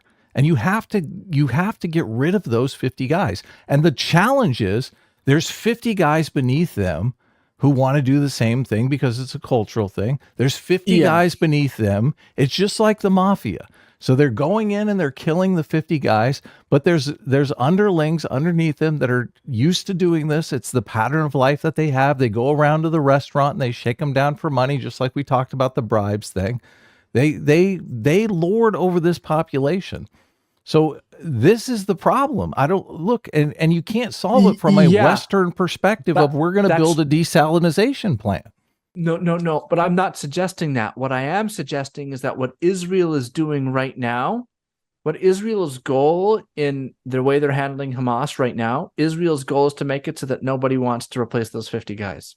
Yes, I know that's the challenge. Well, that's what Israel is doing. Israel wants it to be so brutal that nobody wants the throne that Hamas occupied, and they just say we're not touching that. So if that works, then you can begin building goodwill with the Palestinian people once you've extracted the Hamas element from them.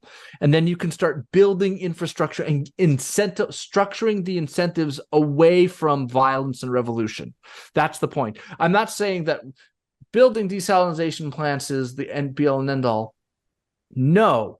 What I am saying is that even if you have that kind of Bronze Age-esque mindset, even if that is your worldview, making someone's life materially better and then strongly disincentivizing violence does do a lot to help you.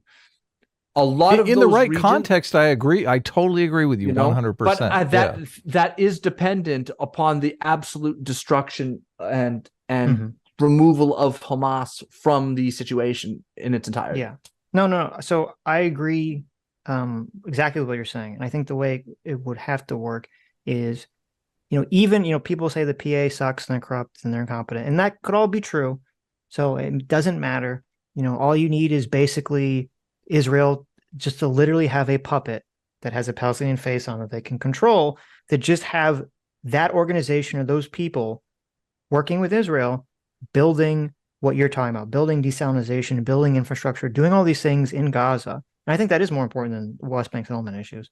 But building infrastructure in Gaza that people can look at and see an alternative. And yes, Hamas is going to come in and they're going to try to blow up the desalinization. Yes, of course facility. They will try to blow up the schools because they want their jobs back. Because they want to keep their jobs. And they will say, listen, the PA is a puppet of Israel, and the desalinization is really going to poison the water. But they're going to, create all sorts of lies and do us all this stuff. And I think the only solution is it just doesn't matter. You just have to say, oh, you're going to blow it up. We're going to build another one.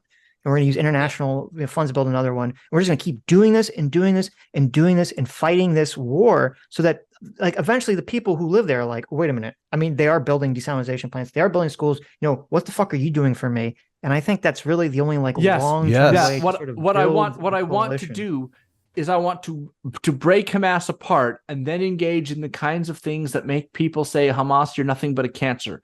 I want them to become a cultural pariah. That is the goal. And that fits in well with the Bronze Age mindset. That's not a liberal necessarily a thing, although liberals could do that. My point is that if you can extract Hamas and you can degrade their capability and degrade their power and degrade their influence in the region, you go after them and break them apart like the mob, and then give people a reason to be incentivized away from that. At that point, the mob begins to lose its shine. It's kind of like what's happening in New York now. Like the 5 families of New York crime do not run things the way they used to. Why? Because they had their capabilities significantly degraded, and then economic development gave everybody who wanted to make money way better ways to do it that didn't involve shooting people or getting shot. Exactly. Yeah, it's a great comparison. Yes. But but I also think how do I say this? One of PF's points, which I do think is right, I do think that part of it's solving the problem also will require the Israelis to cease to engage in the sort of cynical playing of the Palestinian groups off of each other. Mm-hmm. This is my fundamental concern with the entire conversation, is you cannot just focus on Hamas. There's no possibility for peace whatsoever unless the Israeli extremists, the minority of them, are held accountable. You cannot have a conversation about, well, if we just cripple Hamas and we cause people to turn against them. It's like the reason Palestinians support Hamas is almost entirely due to their hatred of the extremists on the other side, not because they think Hamas will produce the proper infrastructure for them. And if Hamas was not producing the proper infrastructure, the Palestinians would still be fueled by hate for the genuine extremist terrorists on the Israeli side. I don't think to me, the word isn't holding accountability isn't the issue. It's getting these people out of power. That's the issue. And that's the primary. That's fair. We are approaching it from a fundamentally different psychological perspective. Yes, because you're you're very focused on like that the Palestinian people need to see these people go to jail. I'm not convinced that that would have the profound psychological effect on the Palestinian people that you think it would have. Well, I don't know if many of my family members were buried beneath rubble. Mm-hmm. I don't know if I would ever be okay without knowing that the perpetrator. Yeah, but would you? I don't know if most people would be like, "Oh, well, I'm going to hold Bibi Netanyahu personally responsible for that. He's in jail, so now I'm going to totally work with Israel." Like, I don't know if that. Yeah, I think the conversation got lost earlier where. I'm not suggesting like just arresting Netanyahu. I believe there needs to be extended multi-year commissions and investigations to the settlers in the West Bank.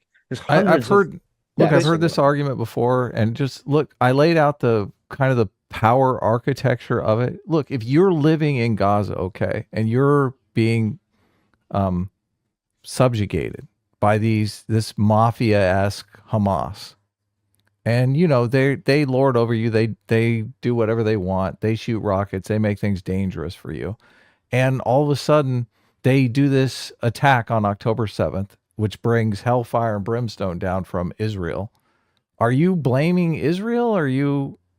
I would have very mixed feelings about that. Yeah, I don't think most Palestinians supported that. You see, so a lot of people...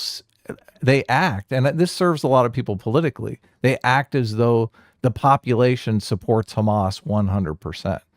Which they don't. They point to polling numbers that say, look, everyone's in favor of Hamas. But look, if the mob is coming around to my local restaurant once a week to basically take from the till, and they give me a poll and ask me how I feel about the mob, who I know can disappear me in the middle of the night. You know what how I'm gonna answer that poll? I'm gonna say, I love the mob. They're great. They're giving me security for my restaurant. Well, the counter to that, first of all, I agree with you. But the counter to that is, they see the video of, that what you were talking about, where they have the person in the back of the truck and all these people are cheering and spitting at them. And that doesn't necessarily mean that they're supporting Hamas, or just people that are upset and they're supporting something. Right, sure. Some sort of violent action. These LA gangs make people shoot at each other. Right. Yeah. And you've all seen the videos of the Israelis chanting "Death to Arabs." Of course. And I want to go back to that for a second, but I want to just go to the international tribunes that you're talking about, because we have to remember that whatever we're talking about, like. To me, why I say ideally I would like all the settlers to be pulled out is because that's like a huge ask. That'd be a huge thing to come into fruition, to get that to actually materialize. And sure. I think that that would be difficult enough, if not maybe impossible, but that'd be very difficult to have these sort of international tribunals that you're talking about. I don't even see how that's even like a possibility that the Israeli, because whatever we do, or whatever we suggest, the Israeli government has to be on board with it. I agree that's a practical reality. That's sure. But I mean, we can separate that. We can just talk about like the ideal situation versus like reality. And that's fine. I mean, sure, the ideal situation may be person is. The ideal situation is all the Jews come to the greatest country in the world, which is the United States of America. Well, that's not my ideal situation. All the Orthodox every Jew leaves Israel. Demand they remain in the land of their book. That's fine. They can. My ideal situation would be everyone come here. My ideal situation would be everyone learns to be a good Westerner who can live in a Western democracy, and they all say, "Listen, we can all live under a secular government and be fine together." Okay, but I know that that's not. I don't know. Realistic. You say Israel has to be on board with it. It's like again, it's a linguistic trap to say Israel as if there's not two completely diametrically opposed sides within Israel. Yeah, but but even the people that hate Bibi Netanyahu, and even the people that are secular, even the people that don't like the settlers, there's a big difference between like, we're willing to try to get this guy out of office to make peace and maybe even pull settlers back to like, we're going to hand over like hundreds of thousands of our citizens to some international tribunal to lock them away, right? Like that's a very different ask, in my opinion. So most I'm of just saying these that secular leaders are against the more... settlements. That would be in line with their perspectives. I don't think it would be. People don't like it. It's kind of like when we're American, so not Wokal, but the three of us Americans here, we can sit here and we can criticize America and problems we have with America, right? But when some dirty foreigner comes over and starts complaining about America, when some Canadian comes over and starts saying how America sucks, we all get super ultra defensive. And so I don't see like having some international tribunal basically pass judgment on a bunch of Israelis. I don't think that the majority of the population would ever be in favor of that. Yeah, that's taking soft power and just flushing it down the toilet. I don't. The alternative is we continue to let the conflict continue as it is. No. I'm saying that we can pull those people out without like putting them in jail. How? Okay, how do you? Okay, let's say 30 to 50% of the Israelis support the settlements without exercising soft power. How do you evict those settlers? No, wait. We would exercise soft power. I'm making to you a distinction between like you're very focused on the retribution aspect for the psychological comfort it would give to the Palestinian people. And I'm saying we can have the removal of people be settlers. We can do all these other things without having like a retributive justice. Psychological. How do you get Israel to evict the settlers? How would America get them to pull out the settlers? You just said it's important to have soft power. How do we? Yes. This is a perfect instance where we need to exercise soft power on Israel to evict the settlers. How do we do that? We would just have to start attaching funding and agreements and other things to the idea that you need to start pulling out settlers. Right. Cut off aid to Israel until they make.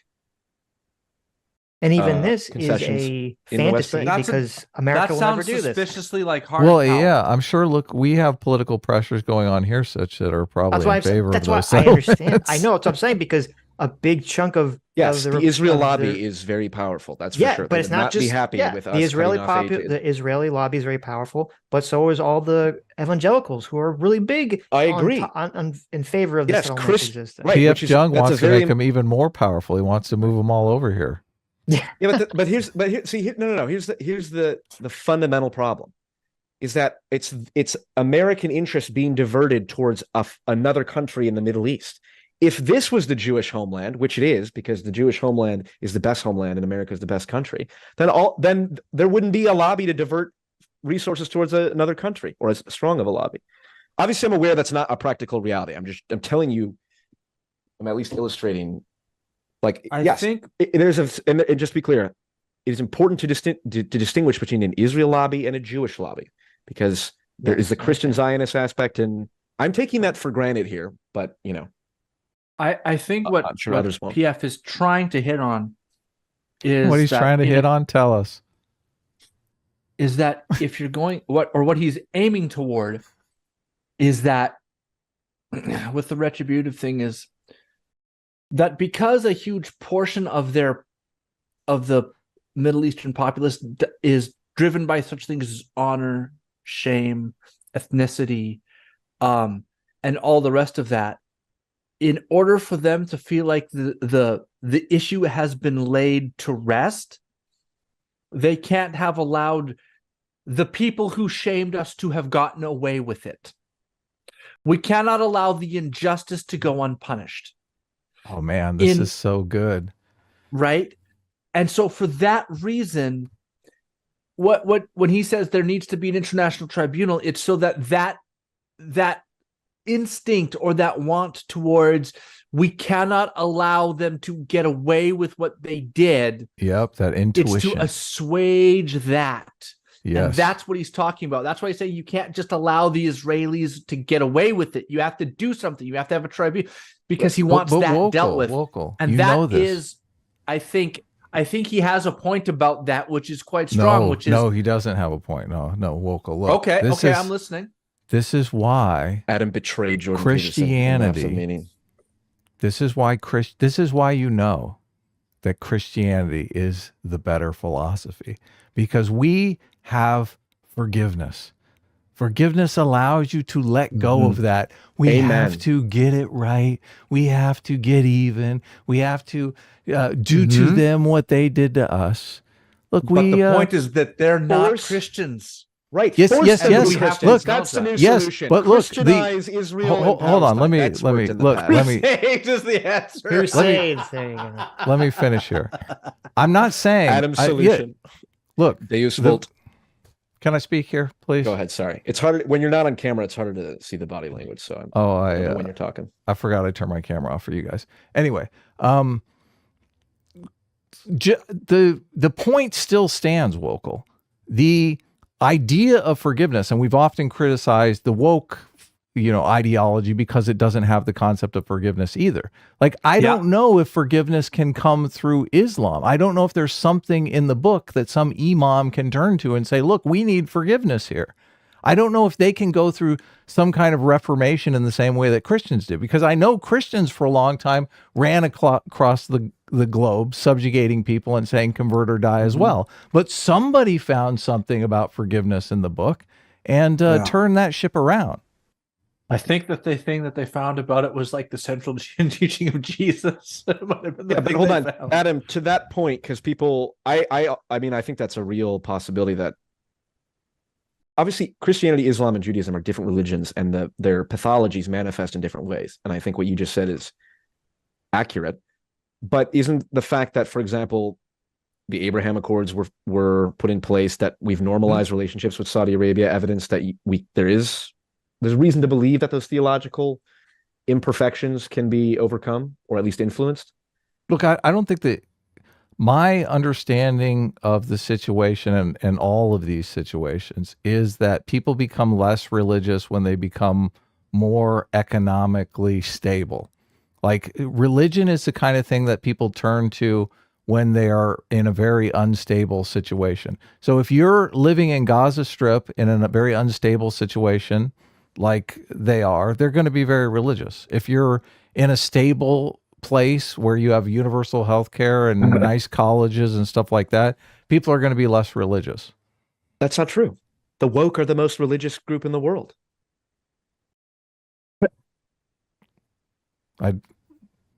They're not using religion in the same way people classically use religion as psychological stability. I don't. Do you guys? The woke people are using are using their ideology to subjugate other people as a power play. It's not the same kind of thing. But it's a religious commitment to an axiom. Like, the oppressor is always... Look, an ideology can animate people in a lot of different ways, but I think that's kind of... Like, I realize you're trying to argue against me, but do you accept the point that people who are more economically... who have more economic options are less religious? I don't. No, not at all. I don't. You don't? I don't think so. I think they're less... I also think... Go ahead.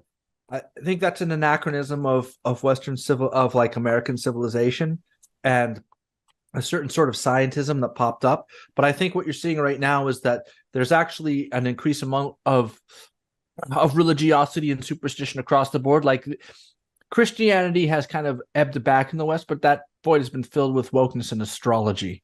Right. So, well, I would point structure. I would point you to the work of. I would point you to the work of Eleanor Ostrom? Ostrom, yeah. I'd point you to the work of Jordan Peterson. Yeah. I don't know. How's Jordan Peterson? But there's a book called Sacred and Secular about religion and world politics that basically outlines the research on this. Yeah, but I don't doubt that there has been a correlation, but I don't know that it's causal in the way that you want it to be. Mm-hmm.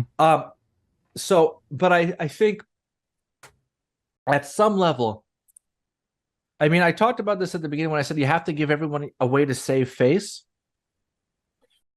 And you have to create a framework in which that can occur. And all the incentives are aligned against that. And so my point about salinization plants and all of this is to say, you've got to align the incentives so that people can move to a framework in which they can save face, in which they can do all the things they can deal with. And I just don't see how that happens right now. And I think after Israel is done destroying Hamas, when that's done, that will have removed one impediment. It will still leave many others, though. Hamas is one impediment that is gone. But removal of Hamas does not, because you say, well, you remove Hamas, great. Now we can fix it. Hezbollah is waiting in the wings, my friends. Yeah. It's not the idea that you can destroy Hamas. It's the Hydra. It's every Hamas terrorist you kill. The way that Israel's doing it, you create 2 more or 10 more. But I think Israel is going to disincentivize some of it and take care of some of it, but it doesn't end the problem. You still have to do a lot of other stuff that goes along with it. Well, let's Adam to your. But let's kind of wrap up here. We're coming up on 2 hours. So but I gotta ask this quick because I don't know what PF's full position on the situation is, because we've spent the whole time, which is fine, talking about Israel's responsibility, Israel's culpability, and things of that nature. But I'm assuming you're not taking sort of like the leftist position here, where like basically the Palestinians have no responsibility for their actions. They are just creatures that have no free will, that are just responding to their material conditions, and therefore everything is Israel's fault. I'm assuming that's not your position. This is why I put you on B. This is why I put you guys on B tier on the Enlightened Centrist tier list. The lack of faith on display. Of course, I do not believe that, Sitch. Okay, so what's of all, the why would position? an Enlightened Centrist should never have faith that's in ridiculous. me? Because I am the true Enlightened Centrist. So, but no, see, that shows why you are actually the worst avatar of Enlightened Centrism. The whole point the opposite. What we I'm the best avatar of Enlightened the whole point Centrism. of what we do is that I actually listen to what people say and try to judge that, as opposed to prejudging them. So I'm not going to look at your label that you've tried to steal from us. This Enlightened Centrist label. Oh, I see. Because he says Enlightened Centrist, therefore he must have some magical view. Because I'm just going on what we've talked about in this conversation. So that's why I'm asking the question, and I even asked it in a nice way. Okay, because I'm assuming I was giving you good faith here. I'm assuming you don't have that position. So I wanted to hear what your take on all that stuff was. But I would say BLM Chicago group. I use big brain centrism, where I judge people on their vibes and whether or not I get along with them without regard to that's genuine Enlightened Centrism. It's called archetypal Riz. It's called the hero pattern. If someone embodies the hero archetype, that's a better form of.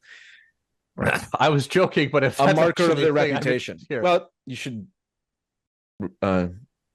listen. I don't normally say this, but you should listen to more Jordan Peterson. God. You can never listen to too much Jordan Peterson. Nothing like, in the last 2-3 years. Go back to the old stuff. Who said you can never wait. Okay. I just want too much. Wait, go ahead, Sitch. Forget Jordan Peterson. Okay. Yeah. Back to.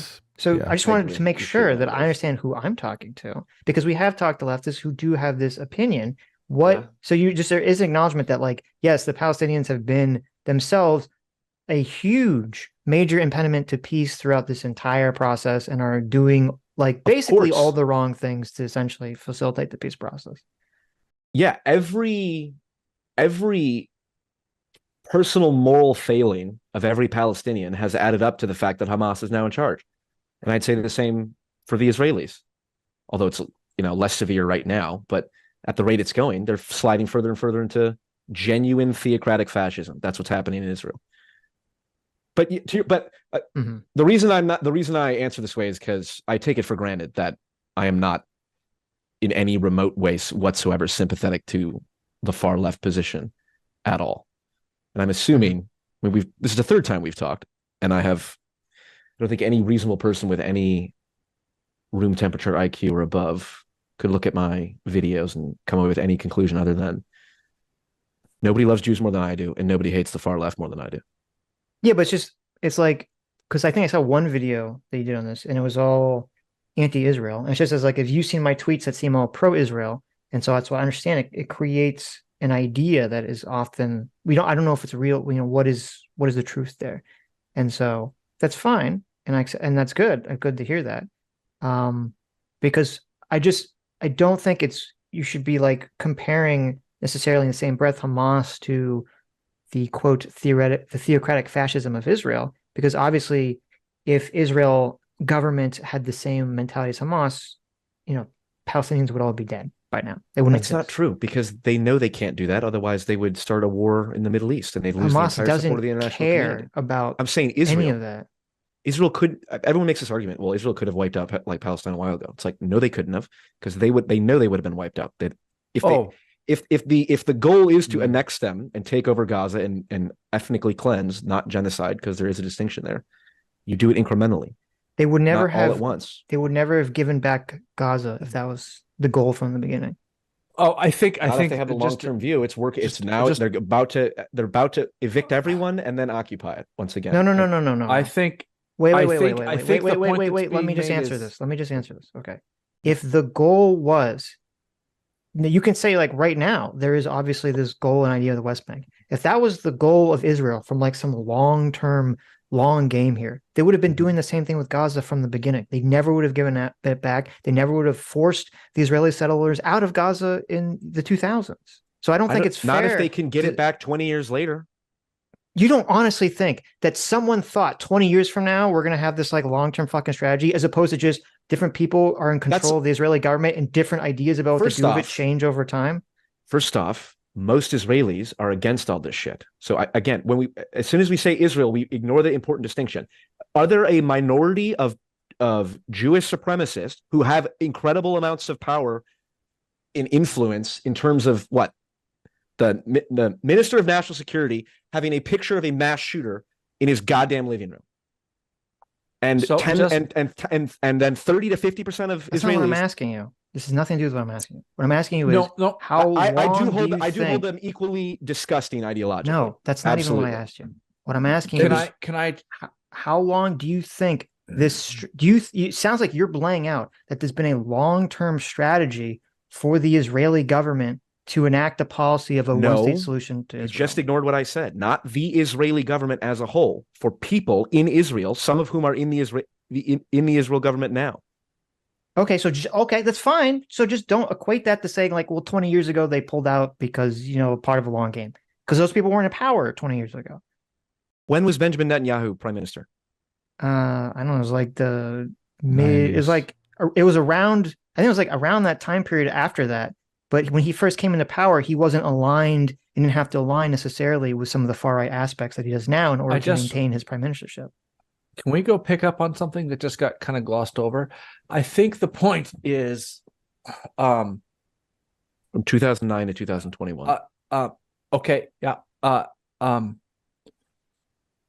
point they were making about Israel, what would Israel do if they had nukes versus what Hamas would do if they had nukes? Hamas is so ideologically charged that Hamas would say wipe out the Jews, and we don't care if we get wiped out. At least you're wiped out. Yep. That's the Hamas view. Israel's view is not like that. Now, I take it to PF's point that Israel won't do that. You could say, well, why doesn't Israel wipe them out? Well, because Israel, it is in theory possible that Israel won't wipe them out, because not that they don't want to, but because they know that they would get wiped out. And unlike Hamas, self-preservation is a goal. Whereas Hamas places the destruction of the Jews above self-preservation, Israel, or the extremist elements of in Israel, place self-preservation above. Wrong. The extremist elements in Israel are messianic death cultists. That's the fucking point. They have to bring their Messiah back. That's the whole temple on the Mount, demolishing Al-Aqsa. I'm asking you if those people had control, do you think they would use nukes immediately? Do I think if the religious extremists in Israel had power, that they would take steps to demolish Al-Aqsa Mosque to then fulfill their prophecy, which includes the fucking coming of the Messiah and the Christians supporting them with what is it? I don't know what the fucking fire and brimstone and desolation and all that shit is. I believe nukes factor into that significantly. Okay. Do you guys not? Do you not believe that there is a eschatological death culty aspect or fundamental driver in this. That's what that's what the Christians talk about with the second coming all the time. That's why there's so crazy Christian Zionists. I don't. Well, because I go to a church that's like this. That's not their view. Their view doesn't come out of that. A church like what? Comes out of. I go to a Pentecostal evangelical church that's pro-Israel. Does that advocate for bringing about the second coming? No, their view is that says there's a scripture. Well, they're fundamentalists, so there's a view that there's a scripture that says those who bless Israel, God will bless. Right. That's their view, but it's not an eschatological thing. Okay. Yes, I don't know. The returning of the Messiah. It's religious. It's religious. Okay. I just wanted to get clear because my view. How is that controversial? Well, because I thought the understanding for me was that the reason that the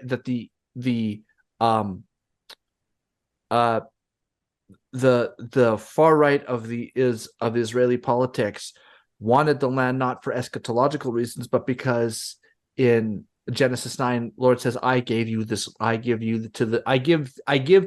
land to you and your descendants.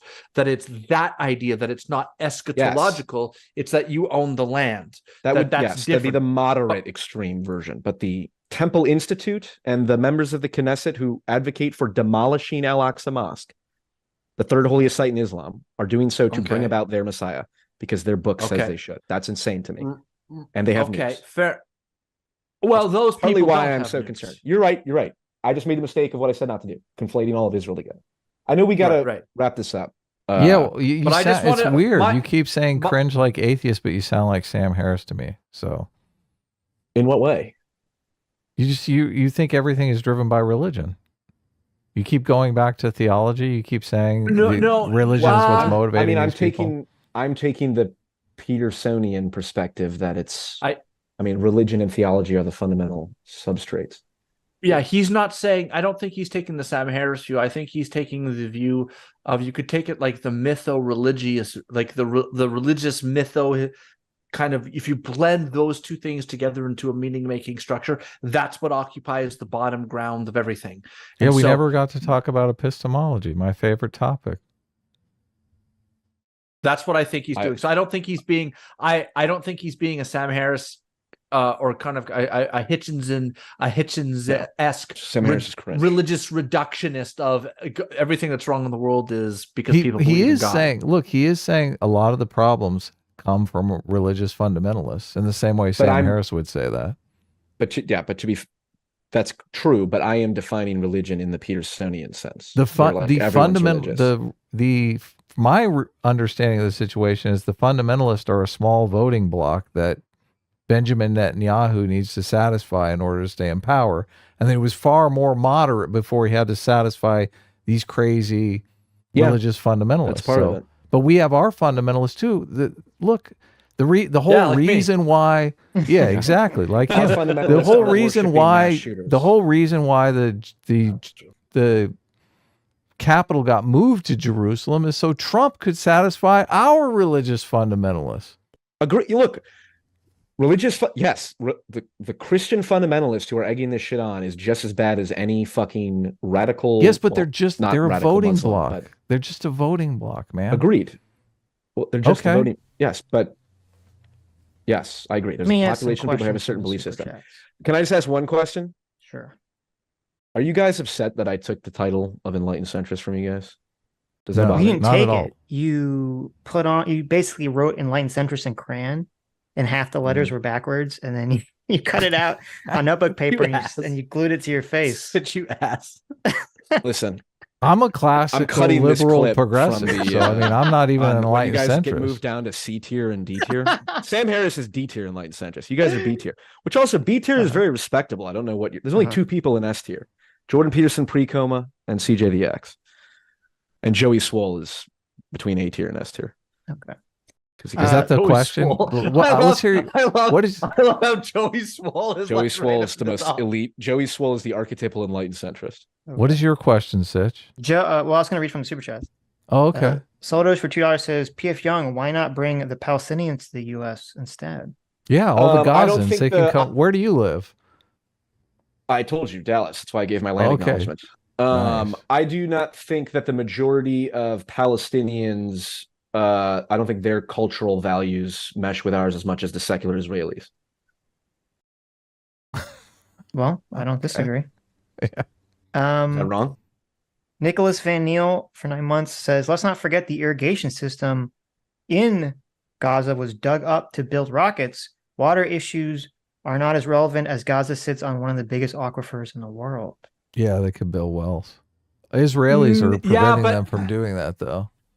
Yeah, but this was tried in Syria, and part of the reason that Syria had serious problems is because they dug so many wells that they lowered the water tables.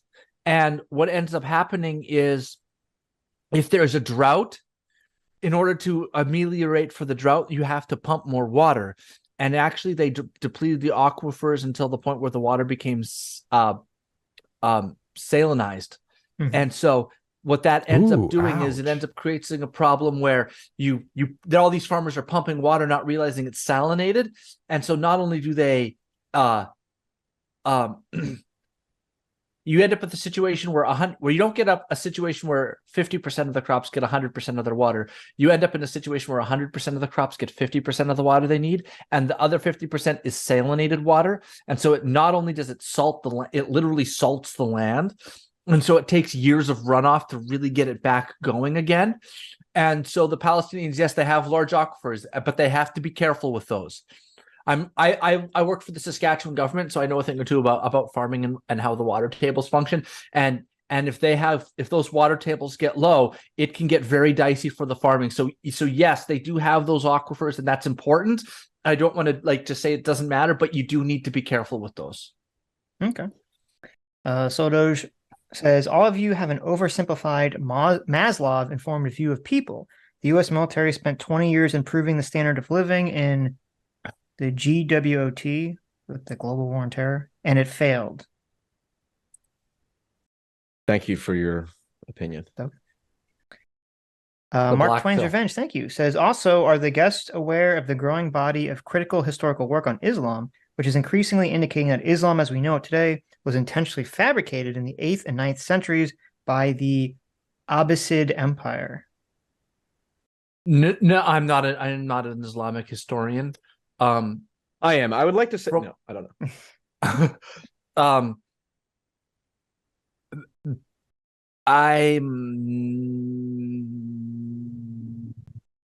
I tend to think that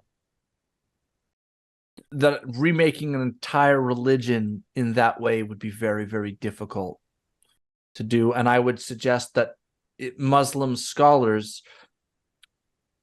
mainstream Muslim scholars probably would have hit on that if such an event occurred. So do you guys think, I don't know. Do you guys think, it just strikes me as a little bit out of left field. Do you guys think that the attention that Jordan Peterson received from Islam is an indication of anything, that in terms of potential theological reformation occurring in Islam?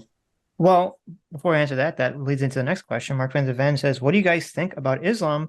To what part or degree do you believe Islam is responsible for the current Israel-Palestine conflict? And do you believe Islam, not individual Muslims, can be reformed to meet Western values? I think that PF just touched on the exact right question. I think those two questions are completely related.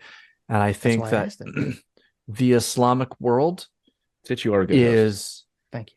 The Islamic world is, in some sense, struggling with modernity and post-modernity. And because of that, because I take the original iterations of religion to have required, at the very least, the capability of solving the problems of the people for the people who originally adopted them. The question is, are those universal principles, or are they specific? And I think what's going to happen in Islam is that certain specific principles, which applied at a time but no longer apply, are going to have to drop out. And other principles are going to have to come to the foreground. Now, I am a Christian, so I am biased, and I think Christianity is true, so it doesn't have to go through that process in the same way. But that being said, Whether or not I'm right about that. The other point I made would stand regardless. And I think that their engagement with Jordan Peterson is a step towards an attempt to do that. Yep. Does I that think make the fact sense? that, yeah, I think the fact that Saudi Arabia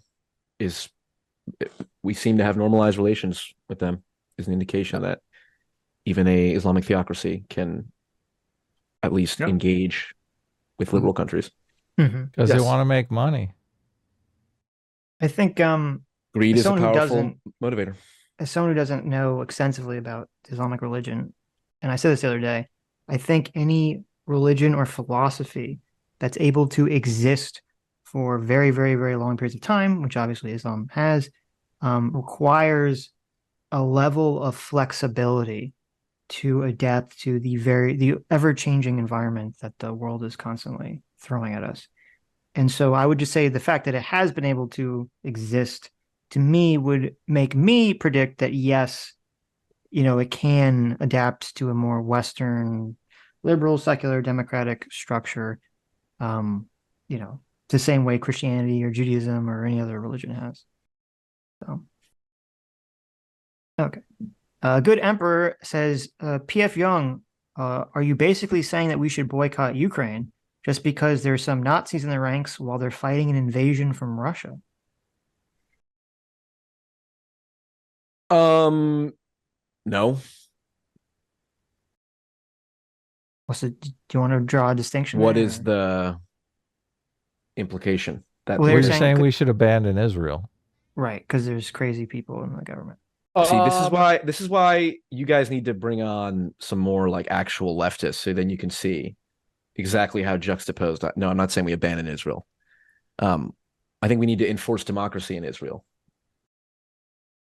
Okay, so the answer I would have given to defend, I'm going to be so enlightened centrist. Let me defend you properly. Okay, because that was a bad answer. The answer you should have given was, listen, it's possible. Enlightened centrist. The Nazis in Ukraine are not the ones controlling the governmental policy in regarding to how they fight against the Russians. That would be the answer you would go to. I see. Okay. Yes. As far as I know, no one in Ukraine had a picture of a mass shooter in their living room and then got elected to one of the highest offices in the land. There you go. As far as I know, the Minister of National Security could be a made up title as far as I know. Right. Doesn't seem like it though. Phil Wolfie, thank you, says, for PF Jung, read Sahih Muslims 2922 for the crowd. Hamas charter has quoted this. The Palestinian Authority in the West Bank has quoted this. Hollywood actors retracted their condemnation once they realized it was a hadith. Okay, I don't know. I don't know what this hadith says. Me neither. This is the bit from the Hamas charter about Jews hiding behind a tree. That you brought up. That part? Behind the stone. That's pretty fucking rough. Yeah. Right. So do you guys think the Netanyahu Amalek line was pretty rough too? Which one was that? Where you said smite them like remember what Amalek did to you and smite them? Yes. Not good. Not a fan of that one. Do you think they're equally bad? The lines. That's referencing the destruction of the Amalekites. I think what kill their women, children, other animals. Yeah, but Netanyahu was directing that at Hamas, I think. Their women and children. What was the exact? Let me look it up. I can look it up. What was the exact quote? Yeah, I'm not a fan of the reference and how the reference was used, but see that. This is I think my fundamental. This is why I came to this part of the internet, is because I agree with you. I'm not a fan of it either, but I feel like people are, even though that is disgusting religious fanatic rhetoric that is genocidal, people are not as quick to condemn that coming from Netanyahu as they are to Hamas. So. Yeah, okay, I can grasp that, but I think that the reason for that is I think that it's from Netanyahu, it's viewed as more as a rhetorical flourish than as a core belief. Right, which even though as what's happening in Gaza right now is occurring. Well, hold on. So there's two reasons why I think there's a difference in how it's viewed. The first would be if he's referring to it towards Hamas as opposed to the Palestinians, number one. And number two, for right or for wrong reasons, is always going to be a difference between viewing the situation. If it's like, well, he says this the day after this horrible terrorist attack that, Hamas is just intentionally running around killing, kidnapping, raping civilians, as many as they could possibly get their hands on, where Israel, for all the things we don't like that they were doing, they're not really engaging in that level of barbarity. This was a week ago. He said that. This was October 8th. There's articles from October. Oh, I'm sorry. You're right. I misread it. November 7th, not October. So it's from right. So almost November a month and a half 8th. later. And my understanding, and I could be wrong, and people can correct me, but in Amalek, God said, is it the Amalekites? Go kill them, all their men, all their children, all their women, and their animals. So you that rhetoric, you say, well, it's targeted towards Hamas. It's like that rhetoric is about killing the families and children and animals of the people who smite you. Yeah, I think. So I don't believe. But I think they're doing that. Hamas. Yeah, but I think they're doing that as a threat. Is how I think that operates. I think that they're that I don't think that. How can I put this? I think that again, I think it's viewed from people as when two guys go out onto the field to play basketball, and I say, okay, we got to go out and punch him in the mouth. Like, I'm not really saying punch him in the mouth. I'm using it as a kind of an incendiary figure of speech against the opponent. I think that's how people view Netanyahu doing it. Whereas I think when Hamas says we're going to do it, I think people think, okay, they really mean that they're going to actually do that. Then Netanyahu killed how many thousands of children now in Gaza? Right. So that doesn't make sense. Well, I would say that I agree. People perceive it that way. Well, I would say that clearly an incorrect perception. I think that people view what's happening in Gaza very similar to the way they would view something like the bombing of Dresden. Sure, which I would also regard as very wrong. Okay, no, but I'm just saying that how other people would view the bombing of Dresden. So in any case, my friends, I have to go. Hey, thanks for coming on. It was great. Thanks for sticking around for so long. This was a lot of fun. We'll have to do it again. Yeah, it was nice to meet you, Wokal. I enjoyed it. What's your first name? My name is Michael Jung. That's what but Wokal Distance on Twitter. Paul. I'm a treat real quicker. PF Jung is just my enlightened centrist alter ego. We should have asked. Do you prefer to be called Michael on these things, or everyone just calls me Wokal, so I just go with that. Yeah, your hacker like name. PewDiePie. Yep. Everyone calls him PewDiePie. June gets called Shoe. Yes, right? It's cool. I like it. I accept Wokal as my name. I kind of prefer it now because I feel like it's a name I have created for myself. There you go. Yeah, it's badass. I like it. Not your slave name. Or your own my identity. Slave name, Michael, coming from my mom. Take that, Dad. There you go. You get. There you go. All right. Well, thanks for. You have an enlightened cat. Yeah. Wormy. I too have an enlightened cat, but he's too enlightened to be around here. Is it a ragdoll kitty? The Sitch figured out my cat's a ragdoll cat, and there's a Wikipedia page on him, and it describes him to a T. It has a picture that looks just like him. The cat follows me around like a dog. It's more like a dog than a cat, which is interesting. So my cat is the most cattiest cat that ever catted. Oh, all right. Well, gentlemen, it was a pleasure. It was a slice. It was an absolute joy. Yeah, we'll do it again. I hope the chat didn't hate me. I hope that they enjoyed themselves. Of course. Yes. Yeah, let's chat again sometime.